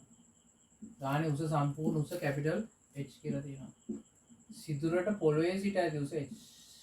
මට මම ඒ තෝරන පැහැදිලිව කිව්වා. සිදුරට ජල මට්ටමේ තියෙන උස මම ගන්න. එහෙනම් ජල මට්ටමේ උස කොච්චරක් වෙනවද? කැපිටල් H නේ. Simple H. එහෙනම් පුතේ මෙතනින් යන ප්‍රවේගය ඔයගලන්ට ගේමක් නැතුව දැන් හොයන්න පුළුවන්. මොකද්ද V කියන්නේ? වර්ගමූල 2G capital H simple H. right. ඔන්න ඔක තමයි මම ඔයගලෙන් බලාපොරොත්තු වෙන MCQ වල පුතේ. වෙන ක්ලාස් වල ළමයි මේ වගේ දිගට ලියලිය හදනකොට ඕගොල්ලෝ දැනගන්න ඕනේ පුතේ මේ විදිහට හදන්න. right මමත් ඉගෙන ගත්තේ මගේ ගුරාගේ පුතේ. right මගේ ගුරා ආනන්දේ අයියා කෙනෙක්. right අයිලන්ඩ්ස් එක ලංකාවේ දෙවෙනියා. right ලංකාවේ දෙවෙනියා කොළඹින් පළවෙනියා. කොළඹින් පළවෙනියා. එයාගේ ඉගෙන ගත්ත පිස්සු හැදෙන එයා තනිකර සමා මේ ගණන් හදන්න පුතේ හිතෙන්. right හිතින් හදන්නේ. right ගණන් 50ක් MCQ තිබ්බොත් ගණන් 35ක් විතර හිතින් හදනවා. විශ්වාස කරන්න බොරු නෙවෙයි කියන්නේ ඇත්ත කියන්නේ. ගණන් 35ක් විතර තනිකර බයෝ කරන අය කෙනෙක් ඈ මැත්ස් නෙමෙයි. right බයෝ කරන අය කෙනෙක්. right මැත්ස් කරන එකෙක් නම් හිතා ගන්නත් පුළුවන් මේ මැත්ස් දන්නේ හින්දා හිතින් හදනවා කියලා. right 35ක් විතරම හදන්නේ හිතින්. සමහරව චුට්ටක් මේ ලියනවා උත්තරේ ගන්න. දැන් මේ වගේව පොරට මතකයි මේවා. right මේවා මල්ලි මේවා ලියලා ඉන්න එපා. මේවා කෑලි හදා ගන්න. කොටස් හදා ගන්න. එයා කියනවා තියරි ක්ලාස් වල ලොකුවට නෝට්ස් දෙන ක්ලාස් වලට යන්න එපා. කාලේ නාස්ති වෙනවා. පොයින්ට් එකට උගන්නන සර් කෙනෙක් ගාවට යන්න. ඔයාලට කාලය ඉතුරුයි වැඩිපුර ප්‍රශ්න කරන්න. right ප්‍රශ්න කරන්න පුළුවන්. සමහර බයෝ කරන ළමයි එයාම කියනවා හරි ලස්සන නෝට් බලාපොරොත්තු වෙනවා. බයෝ කරන ළමයි විශේෂයෙන්ම එන ලස්සන නෝට් බලාපොරොත්තු එයා කියනවා සමහර සර්ලා එක පිටුවෙන් ඒ තියරි එක ඉවරයිලු. සමහර සර්ලා ඒ තියරි එකම පිටු 3ක් 4ක් ගන්නවලු. 170ක් මාසෙ මේ පිටු 3ක් 4ක් ලියන නෝට් එකක්. අර කෙලිම දුන්න නෝට් එක උන් හිතනවලු මේක නිකන් නෝට් එක මදි වගේ කියලා. right නෝට් එක මදි මේකේ අඩුපාඩු ඇති. right එයා කියන හැමතිස්සෙම මේ කෙටි ක්‍රම right මේව හිතන්න සරලව හිතුවොත් ඔයගලන්ට යන්න පුළුවන්. right එයා කියන හැමතිස්සෙම තනිකර පොයින්ට් ෆෝම් එකේ යන්න. එයා බයෝ ඉගෙන ගත්ත විදිය යමට කියලා දුන්නා. right තනිකර ඒගොල්ලෝ හැවි ලියන්න දෙනවා. එයා ලියන්නේ පොයින්ට්ස් ටික විතරයි. සමහර මිනිස්සු ළමයි ඡේද ගණන් ලියනවා. එයා පොයින්ට්ස් ටික ලියලා ලකුණු ගන්නවා. right මම මේ කතා කරන්නේ මං කරපු එකක් නෙමෙයි. එයාගෙන් ඉගෙන ගත්ත ටික මං කියන්නේ. right එයා මේ වගේ ගානක් පුතේ හදන්නේ. එයා කියන්නේ මේ මල්ලි මේක මතකයිනේ වර්ගමූල 2GH. ඒක මෙතන දාන්න. right ඒ වගේ කියන්නේ. එතකොට මම ඉස්සර මම දන්නේ නැහැ මම හදන්නේ මේ වගේ. මේක ලියලා මේ වගේ හදනවා. right මේ වගේ හදනවා. වෙලා යනවා. කාලනාස්ති වෙනවා. එන ඔයගොල්ලෝ බයෝ කරන කට්ටිය විශේෂයෙන් මතක තියාගන්න. right මැත්ස් කරන කට්ටිය විතර නෙමෙයි පුතේ බයෝ කරන කට්ටිය හිතෙන් හදන්න පුළුවන්. right ඊට පස්සේ මට ලැජ්ජයි දුනා යා ගණන් 35ක් විතර හිතෙන් හදනකොට. right අපි මේ ලියලා හදනකොට පිටු භාගයක් විතර ලියන ගණන් පොර හදනවා හිතින්. එයා කියනවා මේ එකපාරට හැදුවේ නැහැ කියලා. ප්‍රැක්ටිස් කරලා ආයෙත් නැවත ලියලා තමයි ගණන් ටික හැදුවේ කියලා කියනවා. right එහෙනම් පුතේ ඒ ට්‍රික්ස් ටික ඔයගොල්ලෝ දැනගන්න. right එතකොට හොඳ right අයිලන්ඩ් රෑන්ක්ස් ඕනේ අඩු ගන්න ඒ තුනකට යන්න. ඒ තුනකට ගිහලා නව දෙන්න පුළුවන්. right බොරු කියන්නේ නැහැ එයාගෙන් ඉගෙනගෙන පුතේ මම ඒ තුනක් ගත්තා නැත්නම් මම හිතේ right B 2යි C එකක් ගන්න මට්ටමේ මම හිතේ ඒ කාලේ මමත් අනාථ වෙලා හිටේ බොරු කියන්නේ මගේ වෙලාවට එයා හම්බුණා. එයා කිව්වා මේ right පාඩම් කරන විදි මෙන්න මේ ටිකයි කියලා. right ඒකේ මම ඒ තුනක් ගත්තා. එයාව ආශ්‍රය කරලා. right ඒතර ඔයාලා ආශ්‍රය කරන කොටත් හොඳ මිනිස්සු ආශ්‍රය කරන්න මතක තියාගන්න. අපතේ වෙනම් ආශ්‍රය කරන්න හදන්න එපා. right okay එතකොට ප්‍රවේගය v නම් v සමාන වර්ගමූල 2g වාරයක් කැපිටල් H වෙන සිම්පල් H. H කියලා කියන්නේ මේ right මෙන්න මේ උඩම ලක්ෂයේ ඉඳලා සිදුරට තියෙන right උසට right උස හරිනේ. right ඊට පස්සේ පුතේ මේක අහනවා right තාම මම මේ ප්‍රශ්නේ හදනවා. ප්‍රශ්නේ අහනවා right මේක තිරස් පරාසය x කියලා එනවනේ. මේ x right සිදුරට ඇති උසත් එක මේ සිදුරට ඇති උස h වෙනස් කරනකොට මේ තිරස් පරාසය කොහොමද වෙනස් වෙන්නේ කියලා අහනවා. right? මේක එසේ මෙසේ ගානක් නෙමෙයි පුතේ. මේ කැලේ ඔයගොල්ලෝ දන්නේ නැත්නම් බලන්න මේ වලින් කොච්චර කාලෙ ඉතුරුද කියලා මේ right ප්‍රස්ථාරයක් හදන්න ඕනේ. ඉතින් ප්‍රස්ථාර හදන එකේ පුතේ අර දීර්ඝතම වලින් මම මේ ප්‍රකාශය ගත්තොත් මට එන වෙලාවක් යනවා. ඔයගලන්ට හොඳට මේ right මේ තියරි එක මතක නම් කෙලින්ම තප්පරේ මේක ලියාගත්තා ඉස්සෙල්ලා. මේ ගාන දැක්ක ගමන් මේක ලියාගත්තා. ඊට පස්සේ ප්‍රක්ෂිප්ත මතක් කරගත්තා. ප්‍රවේගයේ v නම් right මේ තිරස් පරාස x නම් මේ උස h නම් මේ උස සිම්පල් h කියලා ඒගොල්ලෝ දීලා තියෙනවා. x සඳහා ප්‍රකාශයක් ගන්න බැරිද ඔයගලන්ට? පුළුවන්. මොකද්ද ප්‍රකාශය ගන්න තියෙන්නේ? සූත්‍රය හැමතිස්සෙම සිරසට s සමාන ut ධන භාගය it වර්ගය පහට දාන්න. පහට දාන්න. තිරසට s සමාන ut දාන්න. තිරසට s සමාන ut දාන්න. ඔක තමයි අපේ ගන්න වෙන්නේ විදිය. right සිරසට s සමාන ut ධන භාගය it පහට දාන්න. right තිරසට s සමාන ut දාන්න. මේ ටිකම තමයි ඔයගොල්ලෝ මේ ගානක් ප්‍රක්ෂිප්ත ගානක් මේ වගේ ගැටලුවකදී හදන විදිය. right එහෙනම් ඔයගොල්ලෝ දන්නවා මේ v තියෙන හරියටම සිරස්ව ඉඳ තිරස් සංරචකයක් නැහැ. දැන් සිරසට s සමාන ut ධන භාගය it වර්ගය දැම්මොත් right මෙයා කොච්චර දුරක් පහළට වැටෙනවද? සිම්පල් h දුරක්. right සිරස්ස ප්‍රවේග සංරචකයක් නැත. ඇයි හේතුව? මෙයාගේ cos අණුව බිඳුවයි. එහෙනම් මෙතන බිඳුවයි. භාගයයි g t වර්ගය විතරයි ඉතුරු වෙන්නේ. ඒකේ මම t උක්ත කරනවා පුතේ. t සමානයි 2h බෙදීම g වල වර්ගමූලයි. එහෙම කරේ මේ දෙකේ ලක්ෂ මෙතෙන්ට ආවම 2h වුණා. g වලින් බෙදුවා t වර්ගයේ වර්ගමූලය ගත්තා. එතකොට right කාලය හොයාගත්තා. right එහෙනම් මේ වගේ ගානක් මොකක්ද දන්නවද කරන්නේ? s සමාන ut දන භාගය t වර්ග දාලා කාලය හොයාගෙන ඒ කාලය මේකට ආදේශ කරන් තියෙනවා. එහෙනම් මම කරන්නේ තිරසට s සමාන ut දාලා. ආයෙ තියෙන්නේ කොච්චර දුරක් ගිහලාද? x දුරක්. x u කියලා කියන්නේ කීයද? අපි හොයාගත්තා. 2h වාරයක් right 2h වාරයක් 2g වාරයක් කැපිටල් h වෙන සිම්පල් h. t කියලා කියන්නේ මොකද්ද? t හොයාගත්තා. t කියන්නේ වර්ගමූල 2h බෙදීම g. ඒක දැක්කම බයින් එපා හරි ලේසියා 2h බෙදීම g. right මේ g ට g මොකද වෙන්නේ? Capital n. දෙකේ ඉලක්කම වැඩි කරොත් 4යි. right 4යි. නම් මම මේක චුට්ටක් right මෙතෙන් ගන්න ලියනවා. right x කියලා කියන්නේ වර්ගමූල ඇතුලේ 4 තියෙනවා. 4 හැදෙන්නේ කොහොමද? මේ දෙකේ ඉලක්කම වැඩි කරලා. සිම්පල් h එකක් තියෙනවා. කැපිටල් h න සිම්පල් h කියලා තියෙනවා. ඔන්න මම ප්‍රස්ථාරයට අවශ්‍ය කරන සමීකරණය අදාළයි. ඒකට විනාඩියක් විතර යයි. ඔයගොල්ලෝ මේක හරියට දන්නවනම් මතක ගන්න. මේ ඉතුරු විනාඩියේ ගානේ හිතන්න තියෙනවා. ඔන්න විනාඩි දෙකකින් ගානේ රයිට් හදන විදිය. මේ කැලේට ඕන විනාඩියක් යයි. සමීකරණය ගන්න. ඒගොල්ලෝ කියන ළමයි. right. මම h වෙනස් කරද්දී right තිරස් පරාසය කොහොමද වෙනස් වෙන්නේ? මම හිතලා h වෙනස් කරොත්. මම හිතලා h බිඳුව කරොත්.